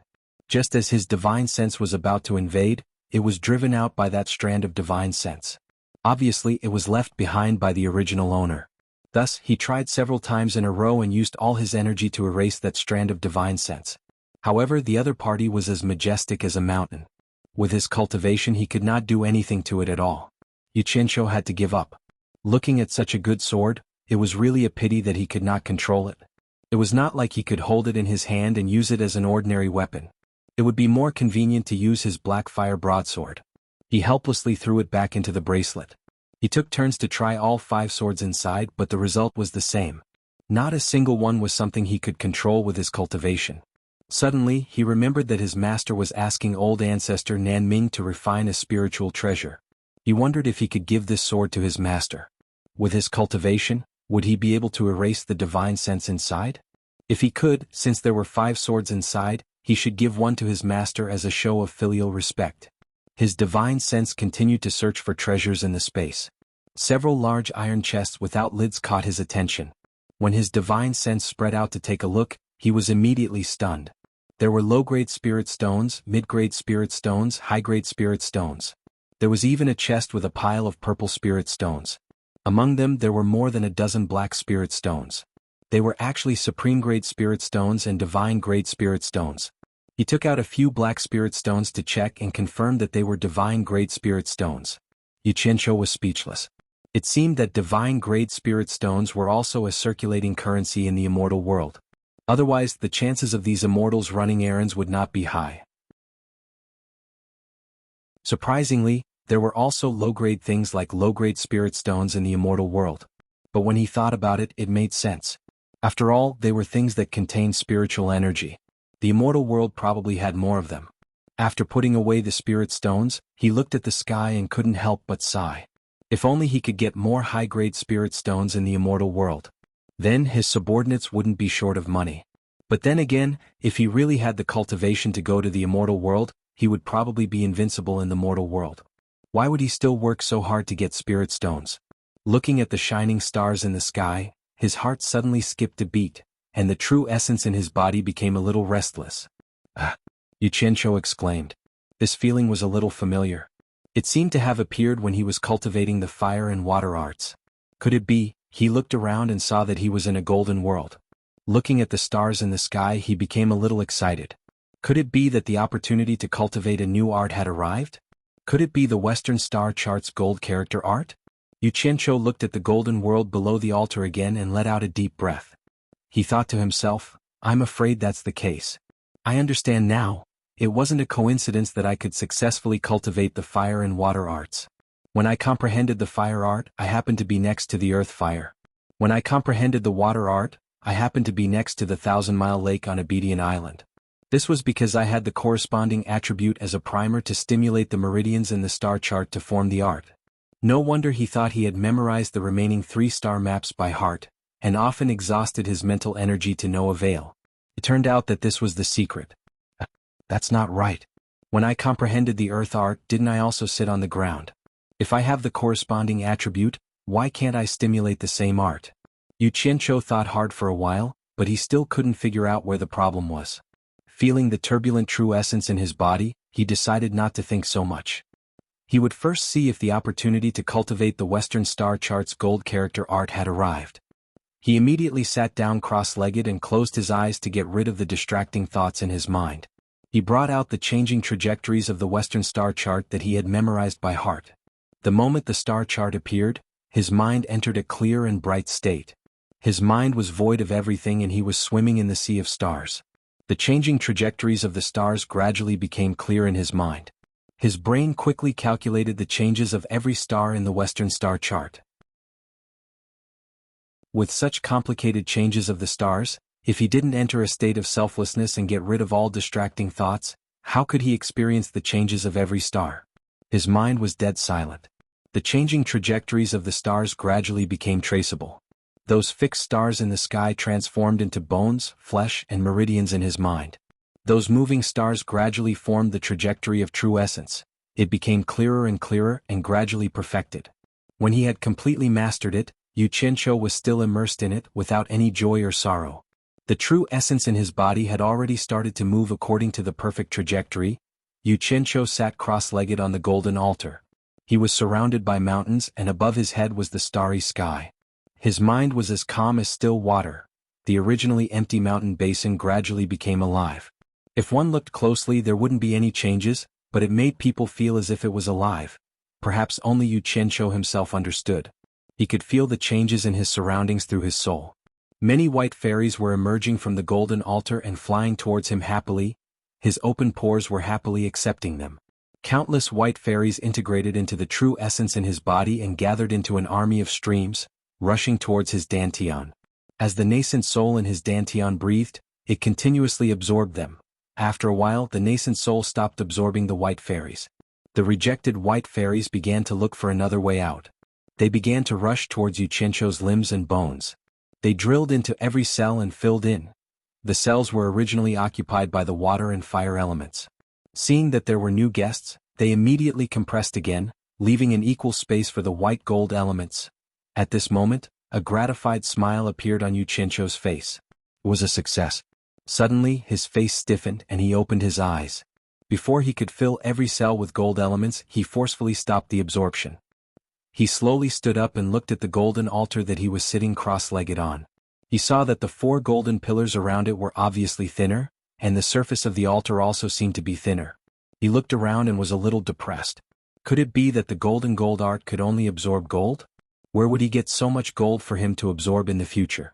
If he absorbed all the gold elements, this formation would probably be destroyed. He really didn't know what would happen then. Moreover, this formation might be useful in the future. This was the only channel to the immortal world that he knew of. He really couldn't destroy it for the time being. He sighed slightly and didn't think too much about it. What he wanted to know the most was what benefits he would get from cultivating the golden gold art. He raised his hand and spread out his fingers. The golden gold art operated according to his will, and a layer of golden glove instantly appeared on his palm. He didn't know whether to laugh or cry. Could it be that the golden gold art could make gold appear out of thin air? Then he wouldn't have to worry about not having money to spend in the secular world in the future. The bitter smile on his face hadn't disappeared when his expression suddenly changed. He felt that the true essence in his dantian was agitated, as if something big was going to happen. Chapter 524. Without saying a word, he put the bracelet on his wrist and immediately closed his eyes. The red and black crystal beads in his dantian were originally revolving around his nascent soul, but for some reason they were now motionless. The true essence in his dantian was also revolving at a uniform speed with the two beads, like an ancient nebula that had lost its momentum, immediately surging around his dantian. What was going on? Xianxia didn't know what to do in the face of this abnormal phenomenon. The situation in his dantian was different from others, and he didn't even have anyone to ask for advice. The only thing he could do now was to stay put and not forcibly interfere with it, so he decided to wait and see. Suddenly, he seemed to see the nascent soul in his body move, and his attention immediately focused on the nascent soul. He saw the nascent soul's pink little face was red, and its little head was raised and lowered repeatedly, and even its little arms and legs were kicking a few times. Looking at the situation, it seemed that something was blocking its breathing. Xianxia was a little panicked. Could it be that the poison of the colorful fog had taken effect? Damn it. If the nascent soul was poisoned to death, wouldn't my cultivation be crippled? Just when he didn't know what to do, the nascent soul suddenly raised its head, opened its mouth and sneezed. Pooh! A white light was spat out. Then the nascent soul comfortably took a few breaths and gradually calmed down. Xianxia was a little relieved as long as the nascent soul was fine. His attention turned to the white light flying around his dantian. He didn't know what it was, but it actually blocked the nascent soul's breathing. At this moment, as the nascent soul returned to normal, the two red and black beads that stopped at the nascent soul's waist gradually began to rotate again. Yin and yang moved, and the chi was born. The scattered true essence in his dantian gradually followed the rotation, and the chaos slowly returned to order. The speed of the white light flying around his dantian was limited by the rotating true essence, and Xianxia finally saw its original appearance. It turned out to be a white crystal bead, and it looked the same as the red and black beads, only the color was different. Xianxia immediately understood that it was a crystal formed when the nascent soul absorbed the metal element. But what was up with this guy? Little red and little black had been so obedient since they were born, obediently drawing circles around their nascent soul, but it had to be a little naughty? As expected of Xiaobai, there might be something wrong with her brain. However, no matter how naughty little white was, it could not resist the general trend. The centripetal force generated by the revolving true essence gradually drew it to the nascent soul's side. It bumped into Little Red without thinking, and Little Red instantly glowed with a red light. Little White seemed to be frightened. Not long after it dodged, it was pulled back by the centripetal force, so it bumped into Little Black again. Little Black also glowed with a black light as if warning it. Little White retreated again, but it couldn't escape the centripetal force. Left with no choice, it gently inserted itself between Little Red and Little Black and emitted a weak white light as if saying, "I'm also round, I can also emit light, give me a spot." After the red and black beads saw that the white bead also emitted light, the red and black lights of the two beads became even brighter. As they rotated, they leaned against each other and finally gave up a spot for Little White. The distance between the three beads suddenly became equal, forming a tripod, and they rotated around the waist of the nascent soul. Xianxia clicked his tongue in wonder. These three beads seemed to have a spirit of their own. Just when he breathed a sigh of relief and thought that it was over, the light of the three beads became brighter and brighter. The light of the three beads became brighter and brighter. The red, black, and white lights shone on each other, enveloping the nascent soul that was sitting cross-legged. At the same time, the three beads rotated faster and faster, as if they were a little too excited to have a new friend join them. These three guys were too naughty. Xianxia just smiled knowingly, but he immediately couldn't smile. It seemed that there was a problem. These three guys were a little too naughty. The true essence in his body was stirred into a tornado, gradually sucking in the 3 pearls. In the end, all of the true essence in his dantian was gathered between the 3 pearls, compressing the true essence to an incomparably thick and solid state. The nascent soul had been wrapped by the true essence, and he couldn't see its true appearance, so he didn't know what happened to the nascent soul. Damn. What the hell were these 3 bastards doing? Xianxia, who had his eyes closed, was sweating from the pain on his forehead. As the 3 beads rotated faster and faster, there was nothing in his dantian for them to sweep over. As a result, the entire dantian was slowly shrinking. Damn. Xianxia immediately grabbed 2 large handfuls of high-grade spirit stones from a few iron boxes in his bracelet, and channeled the spiritual energy in dozens of spirit stones directly into his dantian. However, the spiritual energy was not enough to fill the gaps between the 3 beads, and they were swept in the blink of an eye. Xianxia didn't say anything. Now the first thing to do was to fill up his dantian, otherwise he would die of pain. This was internal strife. Handfuls of high-grade spirit stones were taken out, but unfortunately, it was still not enough for the 3 guys. 2 handfuls of purple top-grade spirit stones were taken out, and the majestic spiritual energy surged from the meridians to his dantian. A burst of coolness echoed in his dantian, and Xianxia felt so comfortable that he let out a moan. However, after a short moment of comfort, the spiritual chi of the 2 best-grade spirit stones in his hands was sucked dry, but the 3 guys were still there, like a whirlwind sweeping away the clouds, and in the blink of an eye the bulging spiritual chi was gone. Xianxia was a little flustered, and he grabbed 2 handfuls of top-grade spirit stones in his hands and sucked them crazily. He wanted to drown the 3 guys with spiritual energy. But the 3 beads still did what they wanted. Who was afraid of who? Thus the 2 sides began to compete. Xianxia used all his strength to fill his dantian with spiritual energy, and the 3 beads coldly accepted everything that came their way. The sky gradually brightened. Outside the fog forest, the cultivators from various countries all looked embarrassed. Xianxia actually played them. He said that he would break out from here at night, and everyone had made thorough preparations, but in the end, there was no movement from that guy at all. Everyone looked at each other, and they all had the same thought in their hearts. How could they believe the enemy's words?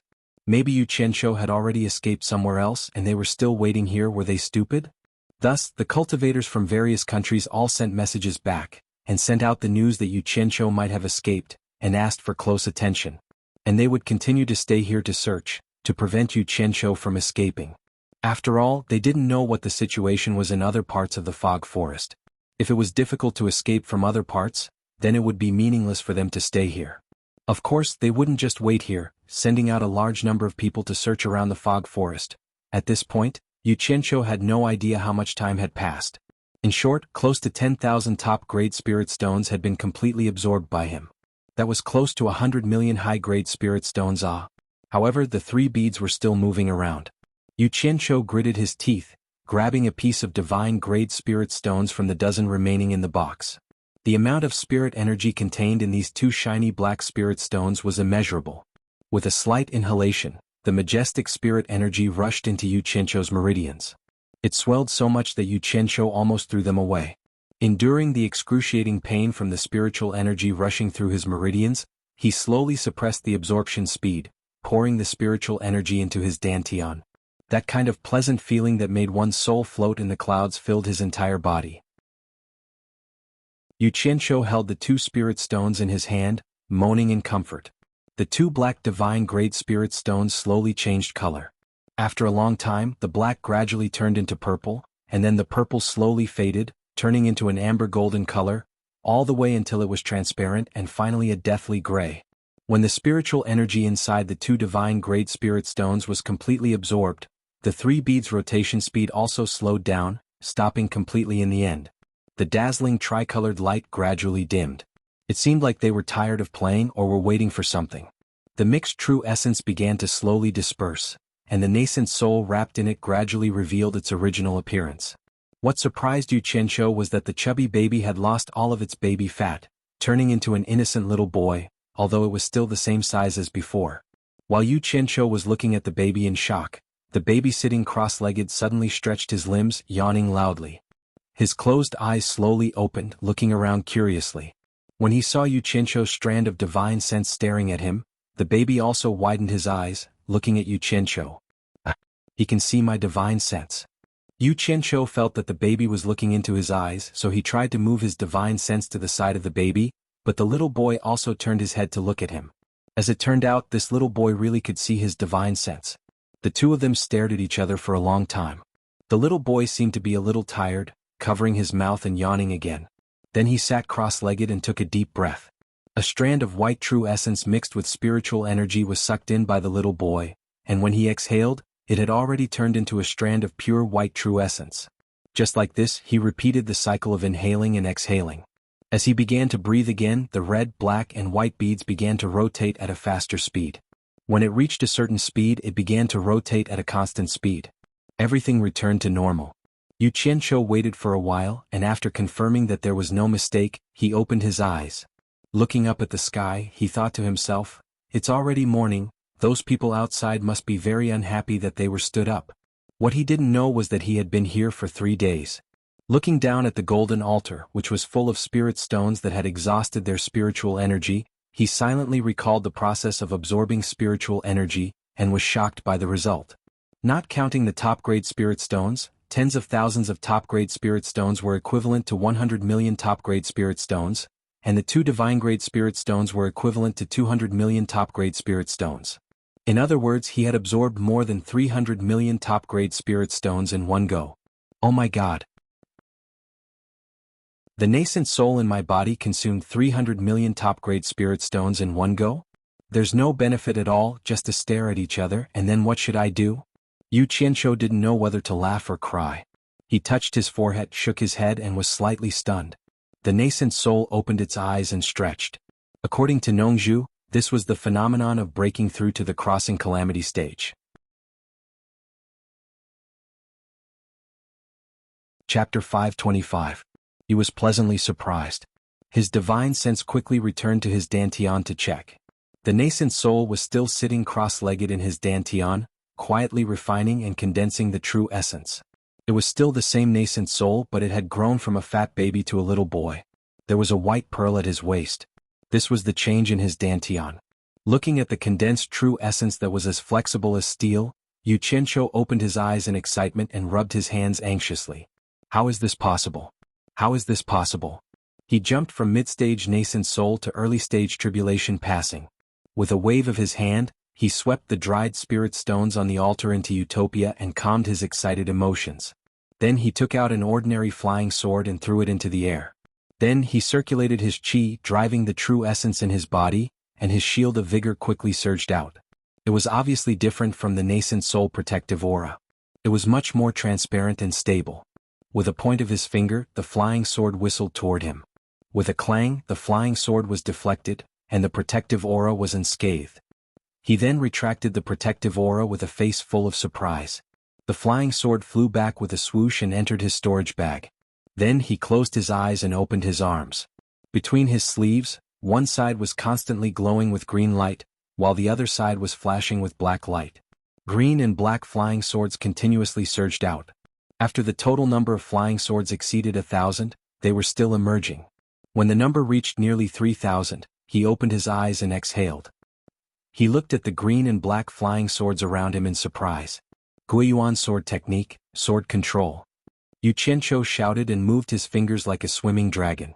Suddenly, the 3,000 two-colored flying swords danced in the sky in the basin, sometimes like a swarm of bees, sometimes like a flying dragon. The swords moved according to his will. It was a spectacular scene. It seems that controlling 3,000 flying swords is still a little difficult. I can only control 2,000 at the same time with ease. Yu Qianqiu muttered to himself. He took a deep breath and flicked his sleeves. His whole body soared into the sky and quickly floated in mid-air. Activating the sword art, the 3,000 flying swords created all sorts of obstacles in the air. Yu Qianqiu's figure flashed, rapidly changing his figure among the obstacles, quickly shuttling back and forth, experiencing the pleasure of flying in the air after getting rid of the flying swords. In the past, when he was flying, he could only adopt a standing or squatting position at all times.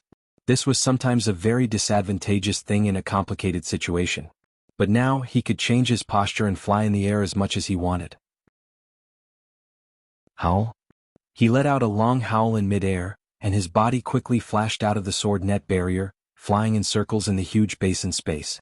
The 3,000 flying swords followed closely behind him. Xianxia looked back and smiled. With a thought in his mind, the 3,000 flying swords lit up with either green or black flames at the same time. The green and black lights intertwined, creating a lonely but unique radiance.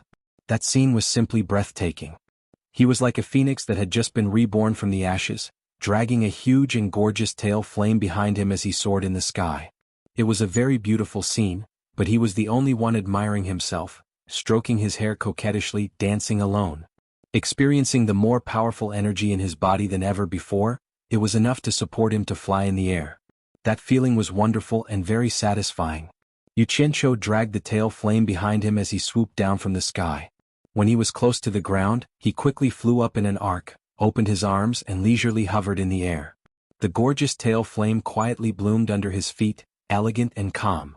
After playing for a while, he stopped in the air, rubbed his face with both hands and let out a long sigh. He shook his head and smiled reservedly, as if he was lamenting that he also had this day. Guiyuan sword art, sword control. Withdraw. Xianxia shouted in the air and clapped his hands together. The 3,000 flying swords drew 3,000 magnificent lines of fire in all directions, and then swarmed towards him in the air. Xianxia clasped his hands together and stood still. Swoosh swoosh. The flying swords shot into his body one by one and then disappeared. When the last sword also disappeared, this beautiful performance finally ended. His figure flashed and he once again landed on the golden altar. After venting for a while, he could be considered to have calmed down. Now, he was certain that his cultivation had indeed reached the early stage of tribulation passing, but how did this happen? Although he wasn't completely sure about one thing, he was sure that it had something to do with his understanding of the golden incantation. After thinking for a while, he remembered the various things in the past. He remembered that when he first practiced the fire incantation, although his cultivation had increased, there wasn't much change.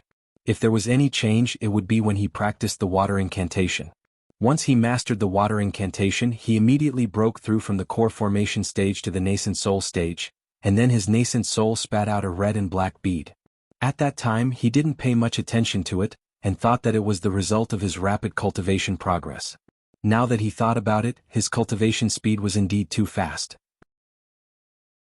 This time he just happened to practice the golden incantation, and his cultivation immediately broke through from the middle stage of nascent soul stage to the early stage of tribulation passing. Could these two breakthroughs be related? Once he mastered the water incantation, he broke through from the core formation stage to the nascent soul stage. Once he mastered the gold incantation, he broke through from the nascent soul stage to the tribulation passing.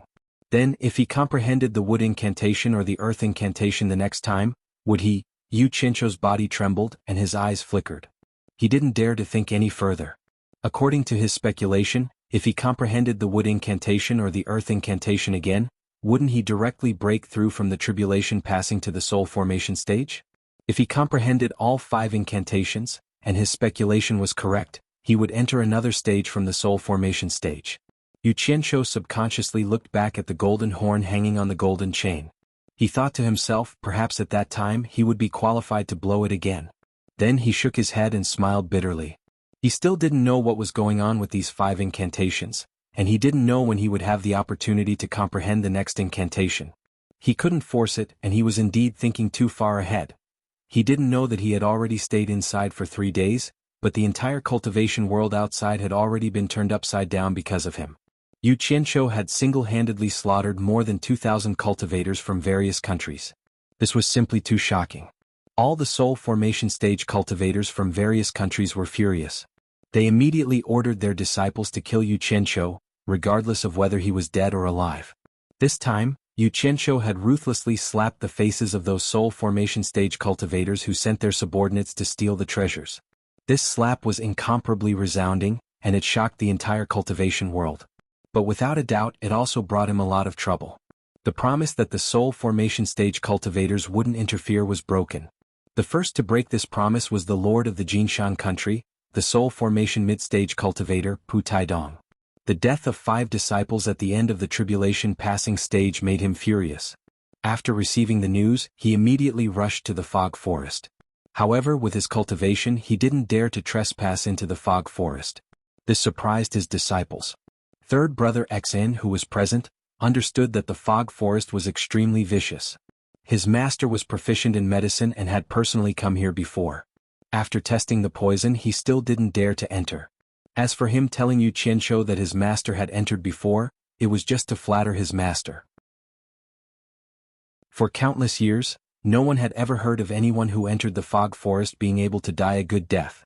It was precisely because it was never accessible that it became a forgotten corner of the world. Pu Taidong personally came to inspect the forest a few times, but he still couldn't find Yu Qianzhou. But this wasn't important.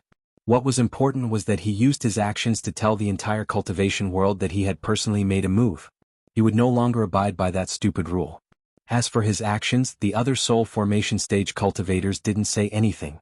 5 disciples at the end of the tribulation passing stage had died. No one would let Yu Qianzhou off easily. What's more, since Yu Qianzhou was so powerful, they found a reason to personally make a move. In addition to this matter, there was another news that caused an uproar in the cultivation world. It was that the world's second expert, Wen Lanfeng, had come out of seclusion. The one who spread this news was naturally Hu Zongming, who was the first to know. Subsequently, under everyone's careful attention, everyone learned from some channels that Wen Lanfeng immediately went to the demon domain after coming out of seclusion. This news immediately aroused everyone's interest. It even overshadowed the limelight of Yu Qianzhou's massacre of 2,000 cultivators. As for why he went to the demon domain, although no one dared to go there to inquire about the news, everyone was undoubtedly clear about it. What else could the world's second expert do other than challenge the world's first expert, Bai Changchun, to a duel? Drinking tea and chatting was impossible. Almost all the soul formation stage experts were anxiously and uneasily waiting for the news. There were many reasons. Bai Changchun's skills shocked the world in the battle in the East Sea. That level of cultivation made everyone feel that they could never surpass it in their lifetime. Wen Lanfeng could confidently go to the demon domain to find Bai Changchun, indicating that his cultivation had reached an incredible level after 100 years of seclusion. Otherwise, it would be impossible for him to find Bai Changchun. Bai Changchun alone was enough to give everyone a headache. Now that there was a similar Wen Lanfeng, everyone felt very bad. But everyone still hoped that Wen Lanfeng would be able to defeat Bai Changchun this time. Because those who had dealt with Wen Lanfeng knew that he was much easier to talk to than Bai Changchun. That fellow Bai Changchun was simply a god of death, and he would start a massacre at the slightest disagreement, causing everyone to be anxious and tremble with fear. If Wen Lanfeng was defeated again, there was no doubt that Bai Changchun would still be an insurmountable existence. In fact, everyone hoped that both of them would be seriously injured. It would be best if both of them were seriously injured. Then, everyone would join forces to get rid of the two in one fell swoop, completely removing the mountain that was pressing on them. Everyone would benefit together. A few days passed. Everyone waited anxiously, but there was no news. They did not know what the situation in the demon domain was like, but no one dared to go there to inquire about the news. Speaking of Wen Lanfeng, he was standing by the lake of Shuntian Island with Nongzhu. The two of them looked at the sparkling lake in the distance and enjoyed it side by side. Nongzhu tilted her head slightly and said, "You are going back. My injuries have healed. Why do I still stay here? Of course I have to go back." Wen Lanfeng sighed and said, "The world's #1 expert is the world's #1 expert. My cultivation has reached this level, but I still lost to him. I know that I can never surpass him in this life. This is unfathomable. I just don't understand how he can stay in the human world with such a cultivation. It stands to reason that he should have ascended to the immortal world long ago." Nongzhu looked back at him and asked solemnly, "Then what level do you think his cultivation has reached? You are close friends with him. Don't you know better than me?" Wen Lanfeng asked. Not far away, the laughter of two women could be heard. Nongzhu looked back and saw Ziyi and Furong talking and laughing. They were probably talking about something about Yu Qianzhou. This was the topic of conversation between the two women every day. After looking, she said slowly, "I don't know, so I asked you." Wen Lanfeng shook his head with a wry smile and said, "To tell you the truth, with my current cultivation, I will be able to integrate the 7 spirits hero into my life soul in less than 100 years and then ascend to the immortal world. Because of this, I have the confidence to fight Bai Changchun. However, even if my cultivation has reached this level, Bai Changchun can kill me with just a few moves. Can you imagine how high his cultivation is now? It's incredible." "You are about to integrate the 7 spirits hero?" Nongzhu was shocked. "What do you think?" Wen Lanfeng smiled bitterly. Nongzhu knew that Bai Changchun's cultivation was high, but compared with Wen Lanfeng, she knew how scary it was. She swallowed hard and said, "Old Bai? Does he want to be lazy in the human world for the rest of his life? He has become a land immortal. Isn't he just trying to scare me?" They looked at each other and shook their heads speechlessly. When Lan Feng patted him on the shoulder and said with a smile, "I still have to thank you this time. You saved my life again, so I owe you 2 lives. How can I repay you? This time you broke into the demon ghost region. Old Bai has made up his mind to kill you. I didn't save you. You should thank Old Bai's precious disciple. You should have heard it." Nongzhu shrugged. What kind of person is this Yu Qianqiu? How could he be accepted as an official disciple by Changchun? When Lan Feng asked curiously, "What kind of person?" "You won't believe it. It's not wrong to call him a despicable person. Alas. Anyway, he is very bold. You can ask around when you have time. He is completely different from his master. The master is arrogant, but the disciple is wicked." Nongzhu said, "Do you know what Bai Changchun said? He said that Yu Qianqiu's future achievements will not be lower than his." When Lan Feng was shocked, Bai Changchun has a unique vision. Since he can make such an evaluation, it must be true. I really want to meet him. Nongzhu turned around and faced him. She frowned and said, "Brother Wen, I hope you can take care of this boy. If something happens to him, many people in the cultivation world will die. I have no doubt that Old Bai can massacre the whole world of cultivation. You should know Old Bai's character. He never shows mercy when he needs to." When Lan Feng nodded slightly. At this moment, there was a sudden fluctuation in front of the big house in the center of the island. Nongzhu turned her head and said, "It's the message formation of old Nanming. I wonder what news came from Xianxia Island. Let's go and have a look." Chapter 526. When Lan Feng smiled faintly and watched his ancestor Nanming flash to the big house. During this period of recuperation, ancestor Nanming and Nongzhu had quarreled countless times because of this communication formation. Although they quarreled, Nongzhu could still do whatever she wanted to do. As soon as he teleported over, he saw Nongzhu jump into the communication formation. From afar, ancestor Nanming shouted angrily, "Old Nongzhu, how dare you!" Bai Changchun and ancestor Nanming arrived at the same time. The former frowned while the latter rushed into the transmission formation and stared at Nongzhu. Nongzhu snorted coldly, "My kindness is really unrewarded. I wanted to do it for you when you weren't here, but I had to look at your face." She slowly walked out with her hands behind her back. "I've never seen anyone as thick-skinned as you," ancestor Nanming mocked. He did not say much and decided to contact Xianxia Island first. On the other side, Zi and Hibiscus glanced over at them. After that, they went back to talking about themselves. They were already used to this kind of scene. There was nothing to worry about. After a while, ancestor Nanming walked out of the communication formation and looked at Bai Changchun with a hesitant look. Nongzhu, who tilted her head, walked back as if nothing had happened. She coughed and said, "What's the trouble? Why don't you tell us? Is it related to me?" Bai Changchun looked at him and more or less guessed something. Ancestor Nanming nodded and said, "Bai Changchun, your disciple Yu Qianqiu might be in trouble."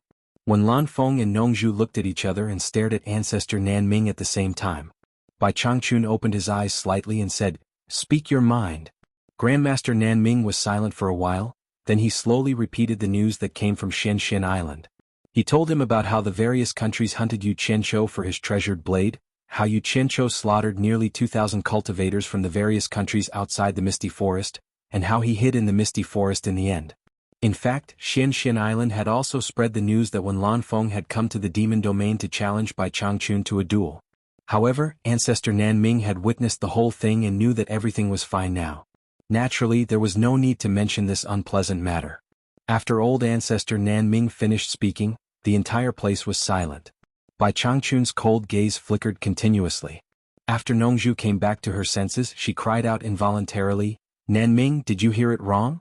You're saying that Yu Qianqiu single-handedly massacred nearly 2,000 cultivators from various countries? Also, Yu Qianqiu could actually come and go as he pleased in the Misty Forest? How is this possible? It shouldn't be wrong. My disciple said that this matter has already spread like wildfire in the cultivation world." At that time, there were thousands of people who witnessed it. Grandmaster Nanming looked at Bai Changchun and said, "Among these 2,000 cultivators, the lowest cultivation level is at the nascent soul realm. Hu Taidong even had 5 disciples at the end of the tribulation passing stage, and they died under Yu Qianzhou's flying sword. Is this kid crazy? Nongzhu asked in a daze. Wen Lanfeng was also shocked. In his life he had never killed so many people at once. He glanced at Bai Changchun. Like master, like disciple. They're both cruel and merciless. Grandmaster Nanming said in a low voice, Pu Taidong has personally come out because of the death of his 5 disciples at the end of the tribulation passing stage. The soul-forming realm cultivators of various countries are also restless. Pu Taidong. What a great ability. Bai Changchun said softly. His voice was not loud, but the coldness in his words sent a chill down the 3's spines. The 3 of them looked at each other. If Pu Taidong knew that he had provoked Bai Changchun's disciple, how would he feel? As expected, Bai Changchun said with a cold gaze, more than 5,000 cultivators are after my disciple. Pu Taidong's disciple is a human, but is my disciple not a human? It seems that the Lord of Jinshan Kingdom has to be changed. He looked back at Grandmaster Nanming and said, Nanming, I'll leave the matters here to you for the time being. I'll go to other countries and see how many heads Pu Taidong has grown. The few of them were shocked when they heard this. Was he going to start a massacre? Grandmaster Nanming stammered, then, this? Nongzhu frowned and immediately sent a voice transmission to Wen Lanfeng. Brother Wen, once this crazy old man goes out, the cultivation world will definitely collapse. Just do as we agreed, please. Bai Changchun. Wen Lanfeng took a step forward and said with a smile, Thank you for showing mercy. You should focus on your own business with Nanming first. You don't need to do it yourself. It's making a mountain out of a molehill if you do it. Although I, Wen Lanfeng, am no match for you, I'm confident that I still have some influence in the cultivation world. I'm about to say goodbye to you. I'll go back and take care of your disciple. You. Bai Changchun was startled. Although Wen Lanfeng was no match for him, with his cultivation he would probably have few opponents in the cultivation world. It shouldn't be difficult for him to go out and help them. That's right. Why didn't I think of that? Nongzhu appeared to be suddenly enlightened. She walked over and patted Wen Lanfeng's shoulder saying, Old Wen, you're right. Sending old Bai out personally is making a mountain out of a molehill. It's best if you go out and warn those soul formation cultivators, haha. Right. Grandmaster Nanming struck while the iron was hot, saying, Bai Changchun, let's leave this matter to Wen Lanfeng. The arrays in Twilight Valley are too complicated. I've almost gotten dizzy several times. I'll have to trouble you to stay and lead the way for me. These words were a little fake. Given Grandmaster Nanming's artificing skills, he had probably memorized the arrays by heart after being led around so many times. It should be known that the more skilled a person was at artificing, the higher their attainments in arrays. Otherwise, he would not have become the world's #1 artificer. Nongzhu immediately shot him a disdainful look. Wasn't this more of a hindrance than a help? The Grandmaster Nanming also realized that he had gone too far and subconsciously shrank back. Bai Changchun was no fool. He glanced at them and understood what they were thinking. He slowly said to Wen Lanfeng, Then I'll have to trouble you. These words immediately made the 3 sigh in relief. Wen Lanfeng's melancholy eyes revealed a hint of a smile, and he cupped his hands saying, Goodbye. With that, he disappeared and reappeared in the air, a shadow rapidly tearing through the air.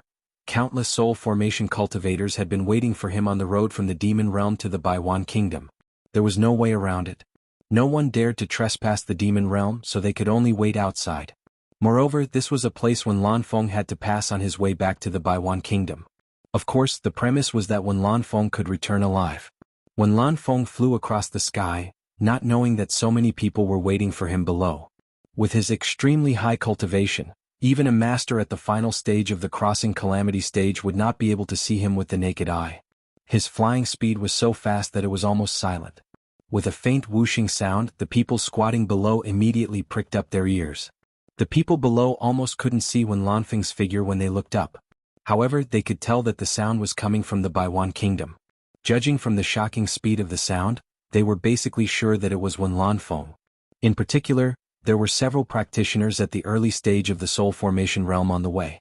They saw the almost indistinct shadow and recognized that it was Wen Lanfeng from the figure. Compared with the others, they were even more shocked. They didn't expect that Wen Lanfeng's cultivation had reached such a high level after 100 years of seclusion. No wonder he dared to challenge Bai Changchun. To everyone's surprise, Wen Lanfeng came back safe and sound.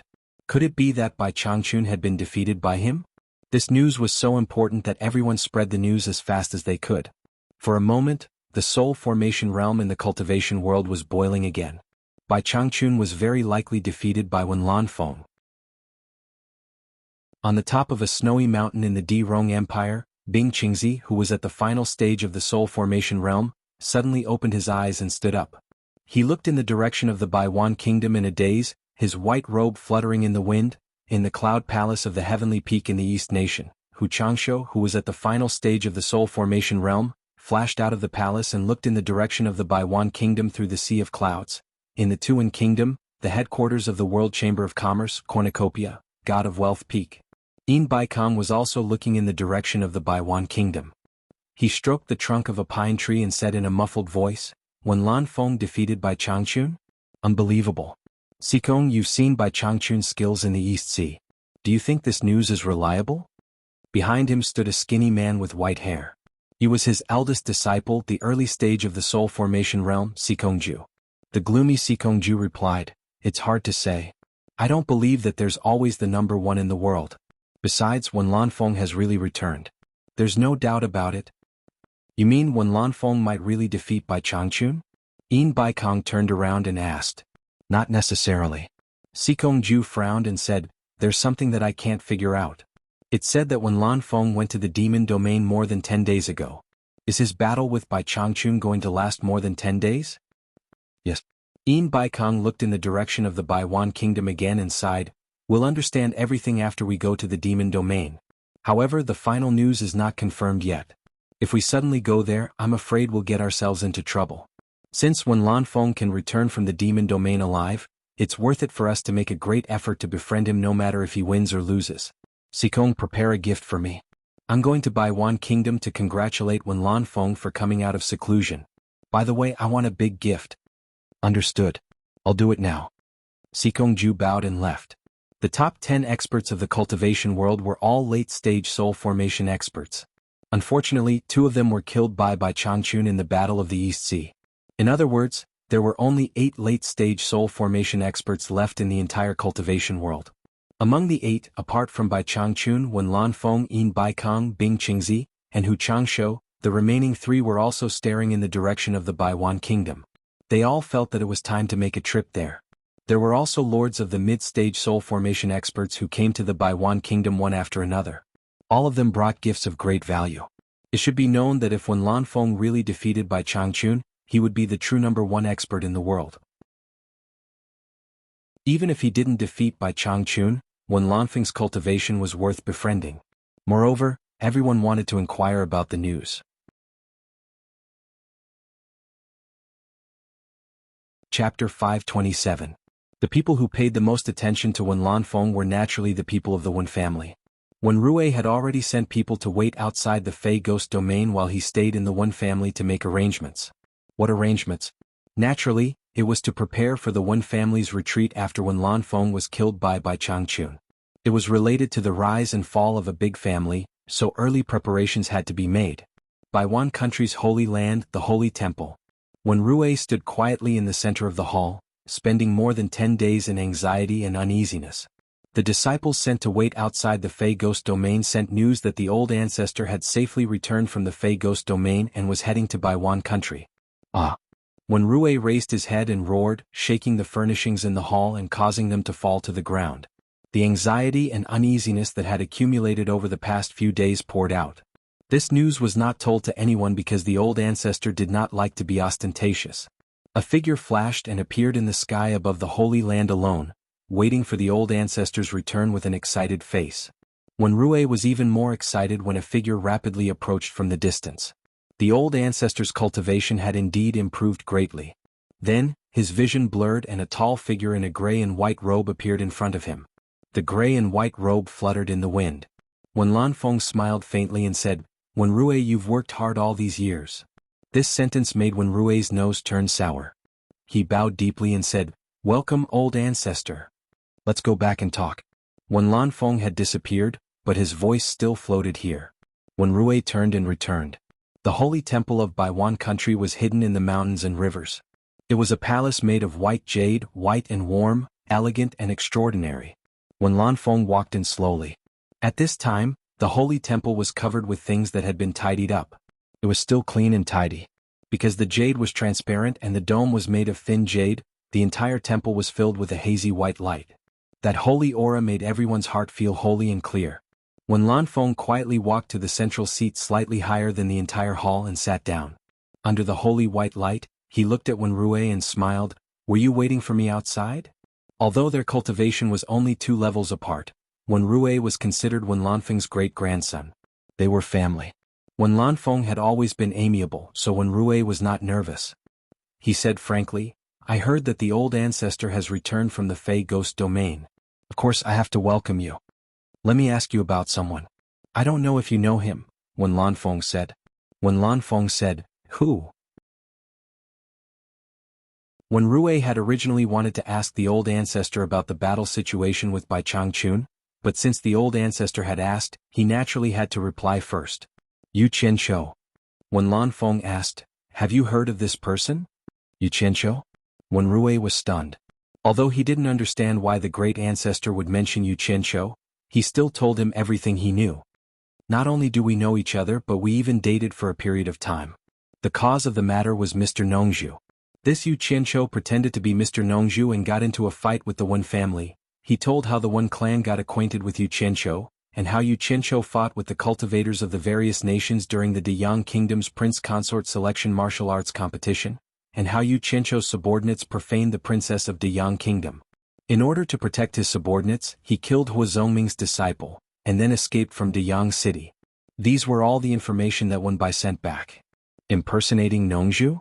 Wen Lanfeng was stunned for a moment, but then he felt relieved. The two of them knew each other, but after hearing Wen Rui's words, Yu Qianqiu was indeed as wicked as Nongzhu said. Could it be that he had to protect such a guy? He smiled bitterly and shook his head. "I heard that Yu Qianqiu has caused some trouble recently?" "Yes." Wen Rui nodded and told him about Yu Qianqiu's massacre in the fog forest. After he finished, he sighed. "This guy has an endless stream of strange skills. I didn't expect him to be able to come and go freely in the fog forest. I heard from Nongzhu that he has a powerful background, but I don't know the specifics." His background is indeed powerful. Nongzhu's words are correct. Wen Lanfeng sighed. "What is his background? Elder ancestor, can you tell me?" Wen Rui asked curiously. "Don't tell anyone else." Wen Lanfeng sighed. "Yu Qianqiu is Bai Changchun's disciple." "What?" Wen Rui was surprised. "I had guessed it before, but I didn't expect him to be Bai Changchun's disciple." After thinking about it, he asked nervously, "Did the ancestor go to the demon domain to find Bai Changchun?" Wen Lanfeng understood something from his twinkling eyes. He shook his head and sighed.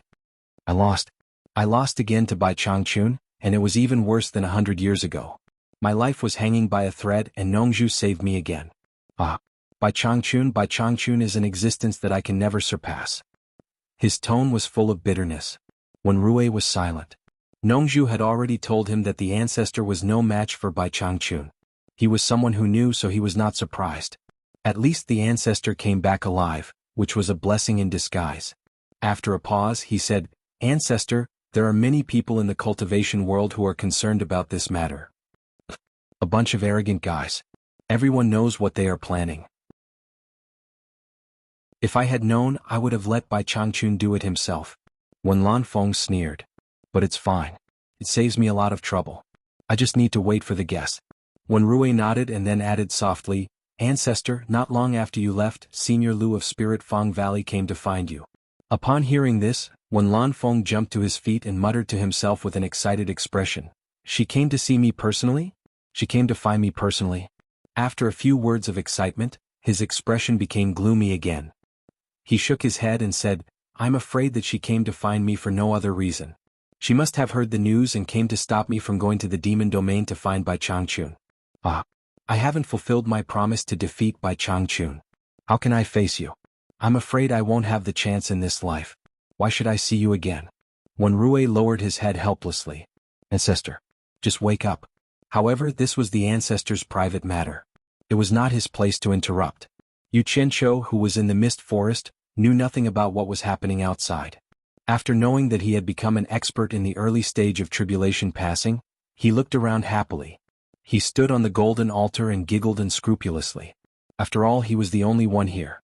Before leaving, Yu Qianqiu suddenly raised his arms and shouted, Thank you, dense fog forest, thank you, thank you, thank you, thank you, thank you, thank you, thank you, thank you, thank you, thank you, thank you, thank you, thank you, thank you, thank you, thank you, thank you, thank you.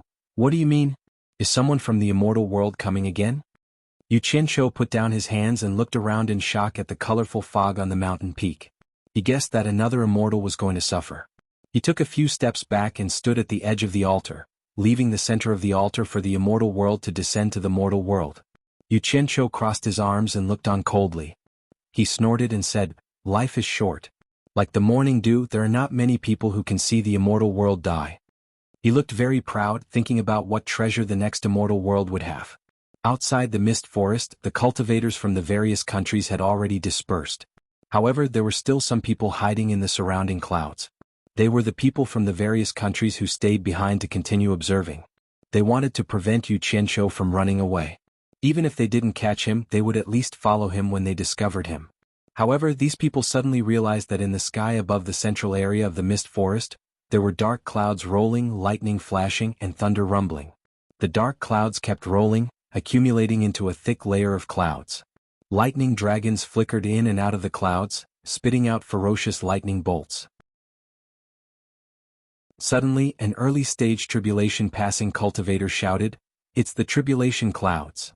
Someone beside him frowned and said, "Something is going through the tribulation clouds in the mist forest.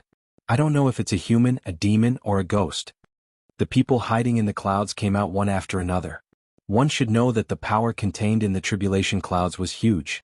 It was even more powerful than the people who were going through the tribulation clouds below. Once the surrounding clouds and mist were implicated, the people hiding inside wouldn't have a good time. Actually, there was something that Xianxia, who was hiding inside, and the cultivators hiding outside did not know.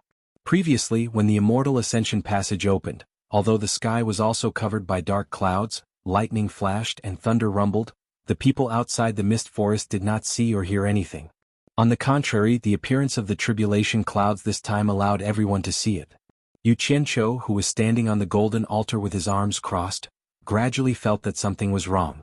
The wind and clouds were turbulent, lightning flashed and thunder rumbled. However, it did not condense into a black hole like last time. Instead, it seemed like a conspiracy was brewing in the sky.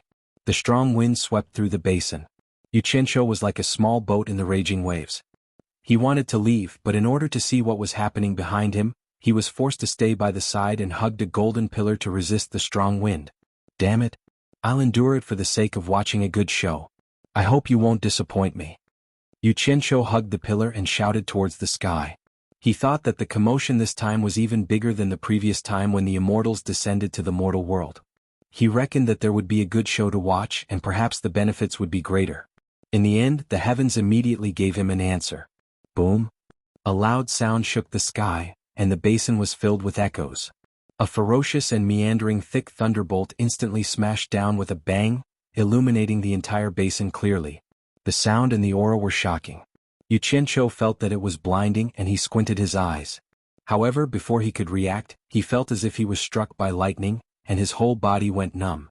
He, who was hugging the golden pillar, was sent flying and rolled to the center of the golden altar. His whole body was charred and his clothes were ragged. The charred smoke from his body was blown away by the wind. He laid there and his eyes rolled back and he instantly fainted. The so-called tribulation clouds were the 9 stages of tribulation clouds in the sky. Each stage was stronger than the previous one. If one could withstand it, he would succeed. If not, there was no need to explain the consequences. In fact, the early stage of tribulation clouds was not very difficult for most cultivators to withstand.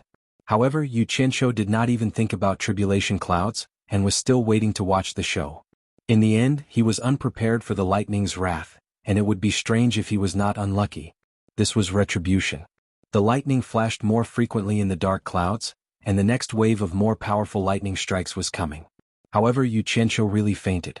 At this moment, a golden light suddenly appeared from his abdomen, and it was even more dazzling than the entire golden altar. It slowly wrapped around Xianxia.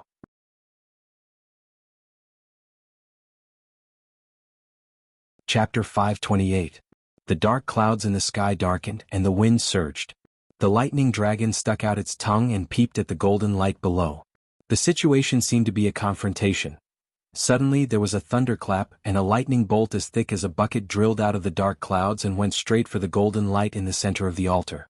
The golden light that was wrapped around Xianxia also shone with thousands of golden rays in an instant, enveloping the entire platform of the altar.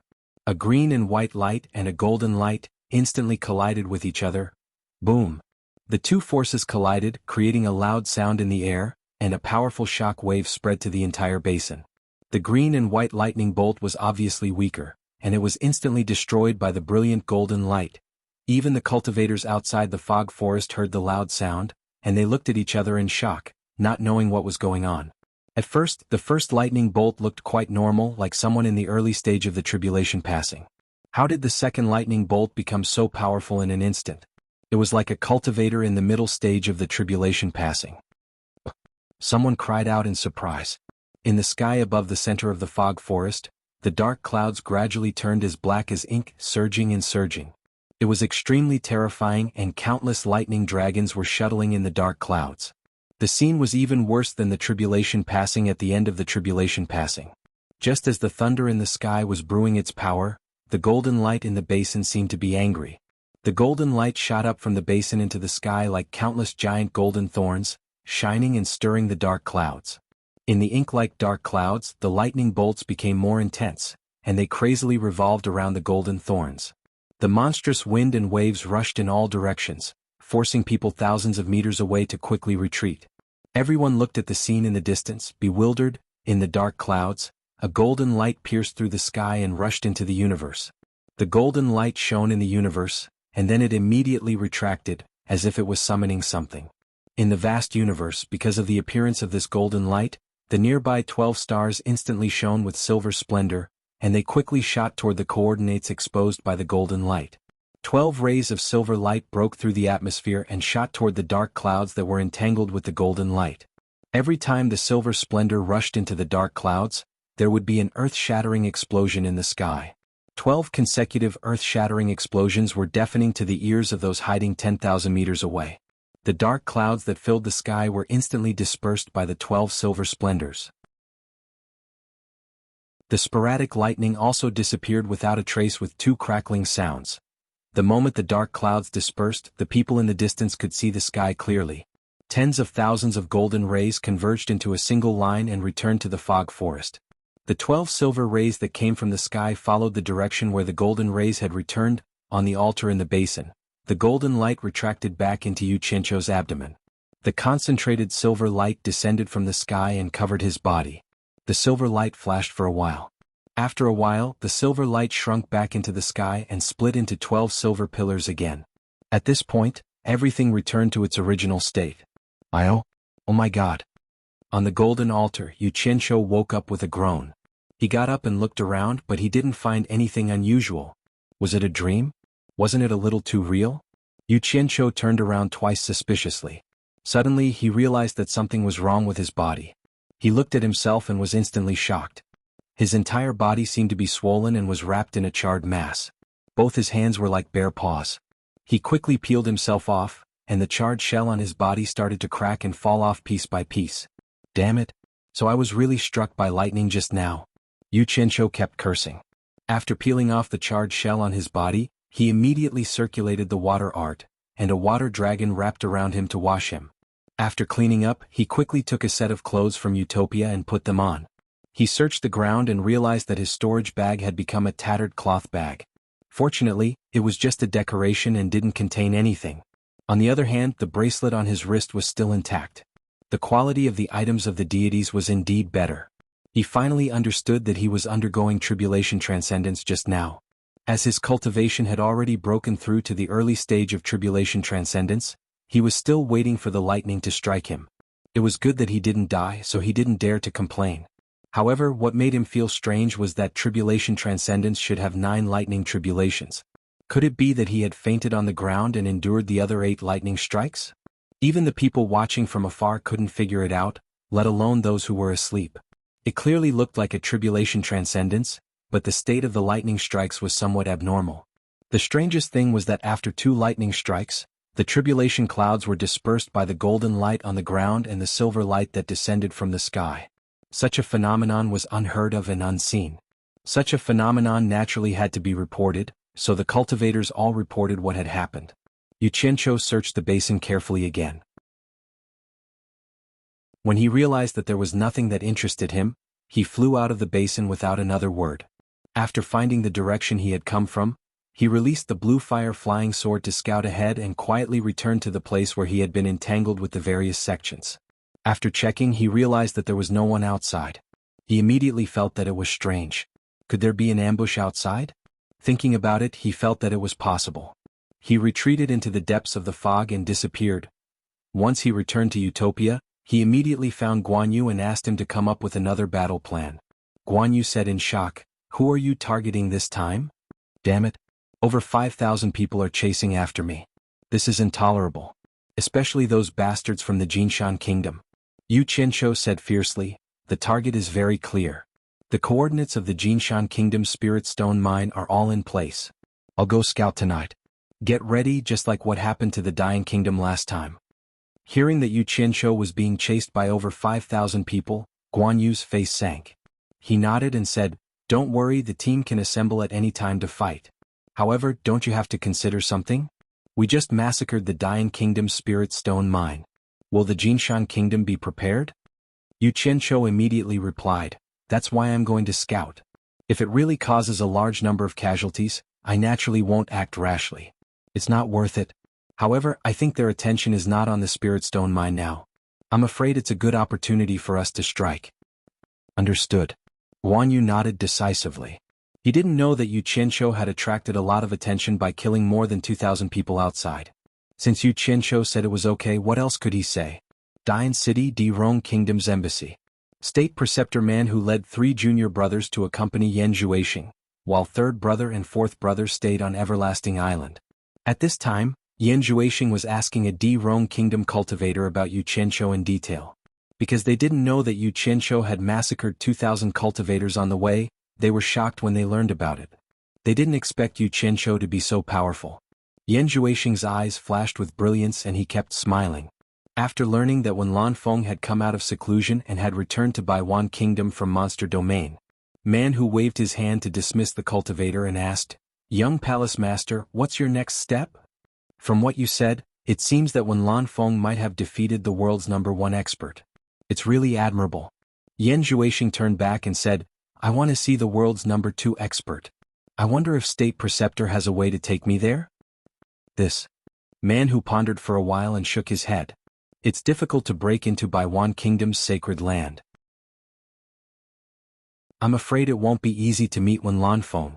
There's always a way. Yan Zhuixing pursed his lips and smiled faintly. I have a hunch that since Baiwan Kingdom is so lively, we might meet Xianxia there. Hearing that they could meet Xianxia, their faces darkened. He was the enemy who killed their second brother. Man who said in a deep voice, "Since young Palace Master wants to go, we'll accompany you. When Lanfeng coming out of seclusion is a big deal. Maybe we can meet Master." "That's great.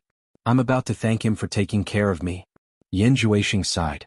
After a short discussion, they decided on the itinerary to Baiwan Kingdom. The unusual phenomenon in the fog forest set off an uproar in the cultivation world. Such a divine event had never been heard of before. It was really unbelievable. However, what made people depressed was that this matter just had to happen in the misty forest, making people unable to investigate even if they wanted to. Then the next day, another shocking event happened in the cultivation world. 13 spirit stone mines in the Jinshan kingdom were all massacred overnight. Everything that could be looted was robbed and everyone who could be killed was killed. The situation was the same as in the Dian kingdom. All the spirit stone mines were blown up. The most arrogant thing was that the murderer did not hide anything at all. The 13 hero flags were all in the 13 spirit stone mines. It was obvious that the murderer did not care about the Jinshan kingdom's lord, Pu Taidong. In the Jinshan kingdom's throne room, Pu Taidong was so angry that he almost vomited blood. He looked up to the sky and roared. He couldn't figure it out and he couldn't understand it. He didn't know what kind of bad luck he had run into. First, 5 disciples in the late tribulation passing stage had been killed, and now all the spirit stone mines had suffered such a fate. The losses were too heavy and his vitality was greatly damaged. This wasn't something that could be recovered in a year or two. Overnight, the entire cultivation world suddenly realized that during this period of time, either nothing happened or something big happened, attracting everyone's attention. Everyone started counting with their fingers. First, Yin Baikong's grandson was kidnapped by a hero in the Dian kingdom. Yin Baikong did not have any temper and paid more than 300 million spirit stones. Second, Yu Qianzhou was discovered after he snuck in. He claimed to be the #1 expert below the soul formation stage, which attracted the attention of the cultivators of the various countries. In the end, the cultivators of the various countries suffered a loss. Third, Huazhongming's 17 spirit stone mines were massacred by a hero overnight, which shocked the entire cultivation world. Fourth, Yu Qianzhou was chased by the cultivators of the various countries. After he escaped to the fog forest, he turned around and slaughtered nearly 2,000 cultivators of the various countries. This shocked the entire cultivation world again.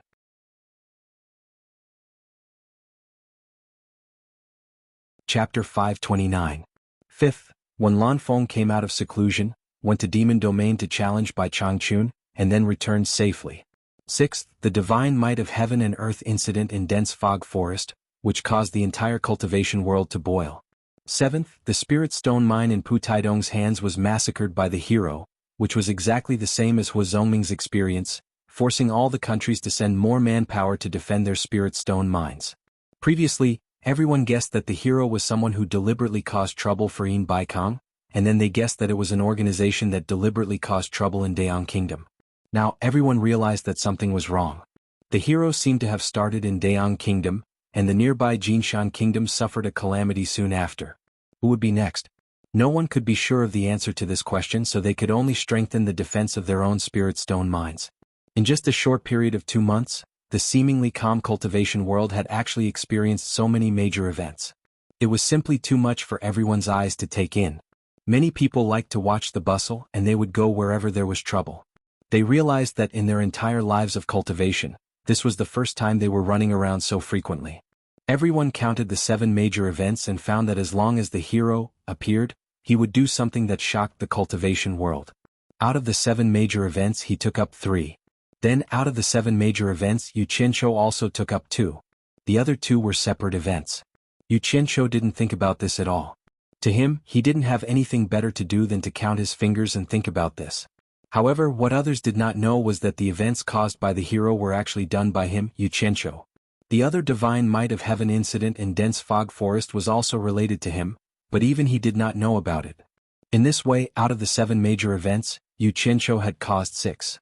If Wu Xihai of China's cultivation world knew about this, he would not be surprised, because he had long since concluded that wherever this guy went, there would be endless trouble.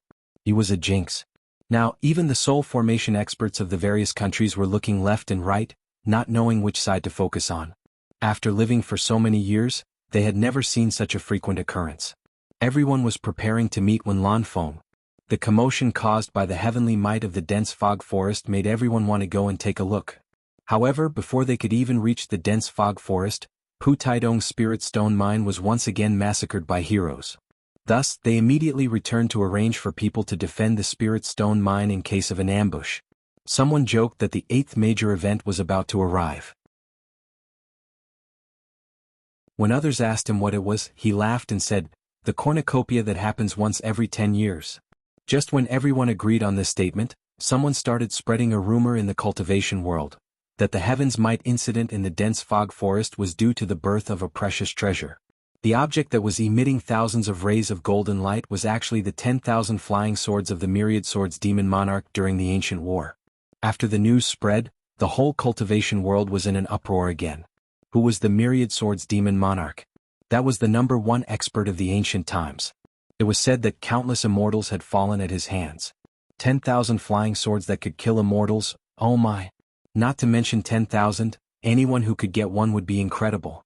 It was much more powerful than the rare superior grade spirit treasure. Although it was just a rumor and shouldn't be easily believed, there was no smoke without fire. Everyone thought about it and agreed. The 10,000 rays of golden light could attract lightning, and in the end 12 rays of silver light descended from the sky to suppress its power. If this wasn't a treasure, what was it? If it was a treasure that could cause such a huge commotion, it wouldn't be an exaggeration to say that it was the 10,000 flying swords of the myriad swords demon monarch. But everyone wasn't a fool, so they naturally had to confirm the source of the news. The whole cultivation world mobilized and traced back to the source. Very soon, they found that the source of the news was from the Golden Mountain country. Thus, the Golden Mountain country caught the person who spread the rumor. He was a loose cultivator from the Golden Mountain country. In order to get the most reliable facts, the dignified mid-stage soul formation Pu Taidong personally interrogated him. Even Hua Zongming and other soul formation experts rushed over. In the end, that young cultivator almost peed his pants. How many people could withstand the pressure of a soul formation expert? Not to mention that there were so many of them at once. That young cultivator said, "I never thought I would see so many soul formation experts in my life. I'll accept it even if I die." Thus he answered whatever everyone asked. In the end, that young cultivator wasn't the true source of the news. The reason was that a few nights ago he was roasting something in the wilderness. Suddenly, someone flew over and roasted something with him. That person's roasting skills were quite good, and he even took out a lot of good wine to drink with. When the two of them chatted, they naturally talked about the Shenwei incident that caused a lot of commotion recently. That person laughed and said, "What bullsh*t Shenwei incident? I just came out of the dense fog forest and saw everything clearly." The young cultivator immediately mocked, "You really know how to brag. Do you think you're Yu Qianshou and can come and go as you please in the fog forest? F***ck. That person laughed, "Damn it. I'm Yu Qianshou in the first place. Do I need to pretend to be myself? Stop bragging. If you're Yu Qianshou, then tell me what exactly happened in the fog forest." The young cultivator was only saying this casually. Unexpectedly, that person took it seriously. He patted his chest and said loudly, "I never lie or brag. I travel the world with my reputation. Let me tell you. What happened in the fog forest wasn't some Shenwei incident. It was a peerless treasure that was about to appear. I saw it with my own eyes." The young cultivator didn't take it seriously at all. Anyway, it was a long night and he was bored. Thus he joked, "Then tell me what peerless treasure was about to appear?" That person looked at him for a while, then shrugged, "Forget it. It doesn't matter if I tell you. You're just a small rogue cultivator. Even if you tell others, no one will believe you." He shook his head and exclaimed, "So this fog forest is the burial place of the ancient #1 expert, Demon Lord of Thousand Swords. I didn't know at first. Coincidentally, I had just broken through to the early stage of tribulation passing and was about to undergo my tribulation. I accidentally attracted the lightning. A bolt of lightning struck down and split open a large ancient tomb. When the second bolt of lightning struck down, the ancient tomb suddenly shot out thousands of golden rays, blocking the heavenly lightning. When the lightning struck again, thousands of golden rays shot up to the sky and dispersed the tribulation clouds. I was so happy. I didn't think I would pass through the tribulation so easily." "Really?" the young cultivator asked. "Then how did you determine that the thousands of golden rays were Demon Lord of Thousand Swords flying swords?" That person said with a "don't believe me" expression. "I was curious at the time. I didn't know what helped me pass the tribulation. Thus I went into that ancient tomb. Guess what I saw?"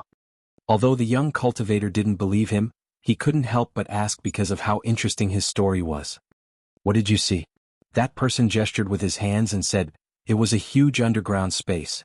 The ground was covered with golden bricks. In the middle, there was an altar made of pure gold that was dozens of meters high. Below the altar, there were long swords that were shining with golden rays. On the altar there was a dried corpse. If it wasn't for the inscription on the golden pillar, who could guess that the dried corpse was Demon Lord of Thousand Swords?" What did the inscription say? The young cultivator had already forgotten whether he was telling the truth or not. He only wanted to know the ending of the story. It didn't say anything. That person tore a piece of roasted meat and chewed it. Then he drank some wine and said vaguely, "Demon Lord of Thousand Swords Transcendence Golden Body. That's all." Demon Lord of Thousand Swords flying swords were stuck under the altar. "Did you take a few?" "No." That person shook his head. "Ah, you gave yourself away. If it really was Demon Lord of Thousand Swords flying swords, how could you not take them out?" The young cultivator laughed. But that person sneered, "You think I didn't want to? The key is that the pressure from the swords is too strong. With my cultivation I can't even get close. If my cultivation reaches the end of the tribulation, I might be able to take one or two." The young cultivator smiled and didn't bother to argue with him. Moreover, he couldn't see through the other party's cultivation. If he angered the other party and attacked him, it would be over. Later, that person finished a pot of wine, patted his buttocks and left. The next day when the young cultivator was chatting with someone, the other party mentioned Shenwei. In order to show off his knowledge, he said that Demon Lord of Thousand Swords flying swords were about to appear. In the end, one person spread to 10 and 10 to 100. In just a few days, everyone in the cultivation world knew about it. After listening to the young cultivator's honest confession, Pu Taidong and the others looked at each other and walked out of the interrogation room. Now, their biggest doubt was whether the person who talked to the young cultivator that night was Yu Qianqiu. According to the tone of the young cultivator, the tone really does sound like Yu Qianqiu, who likes to call himself lousy. Hua Zongming narrowed his eyes and said, "If we can prove that Yu Qianqiu's cultivation has really advanced from the nascent soul stage to the tribulation stage, then that person might really be Yu Qianqiu. Even if it's Yu Qianqiu, so what?" When Pu Taidong mentioned Yu Qianqiu, he gritted his teeth and said hatefully, "Do you think that kid is telling the truth? If there really is such a place, why would he casually tell others when he saw it?" At this moment, the eldest disciple by Meng quickly ran over to report, "Master, there's news from the foot of the mountain. Yu Qianqiu sneak attacked the disciples we sent to the mining site. Out of the dozen people that little junior brother led, he is the only one left alive." The dozen or so soul formation stage experts looked at each other and shook their heads slightly. It seemed that Yu Qianqiu planned to take revenge. Pu Taidong's face turned red and he shouted, "A bunch of useless trash. A dozen or so people can't beat a nascent soul stage cultivator. My old face has been completely lost by you all." Bai Meng didn't dare to say anything. After all, he was the one who lost the most face last time. He just lowered his head and said softly, "I heard little junior brother say that Yu Qianqiu's cultivation has increased greatly. It seems that he has already broken through to the tribulation stage. He doesn't even need to use a flying sword to fly. Even if Yu Qianqiu's cultivation has reached the early tribulation stage, so what? Have you ever seen a late tribulation stage cultivator lose to an early tribulation stage cultivator?" Pu Taidong was still shouting, but Hua Zongming stepped in between the two of them and waved his hand to interrupt. "Bai Meng, you leave first. You're tuning in to the Sword Dance in the Vast Sky YouTube channel. Don't forget to subscribe and join us on this journey to catch the most captivating stories.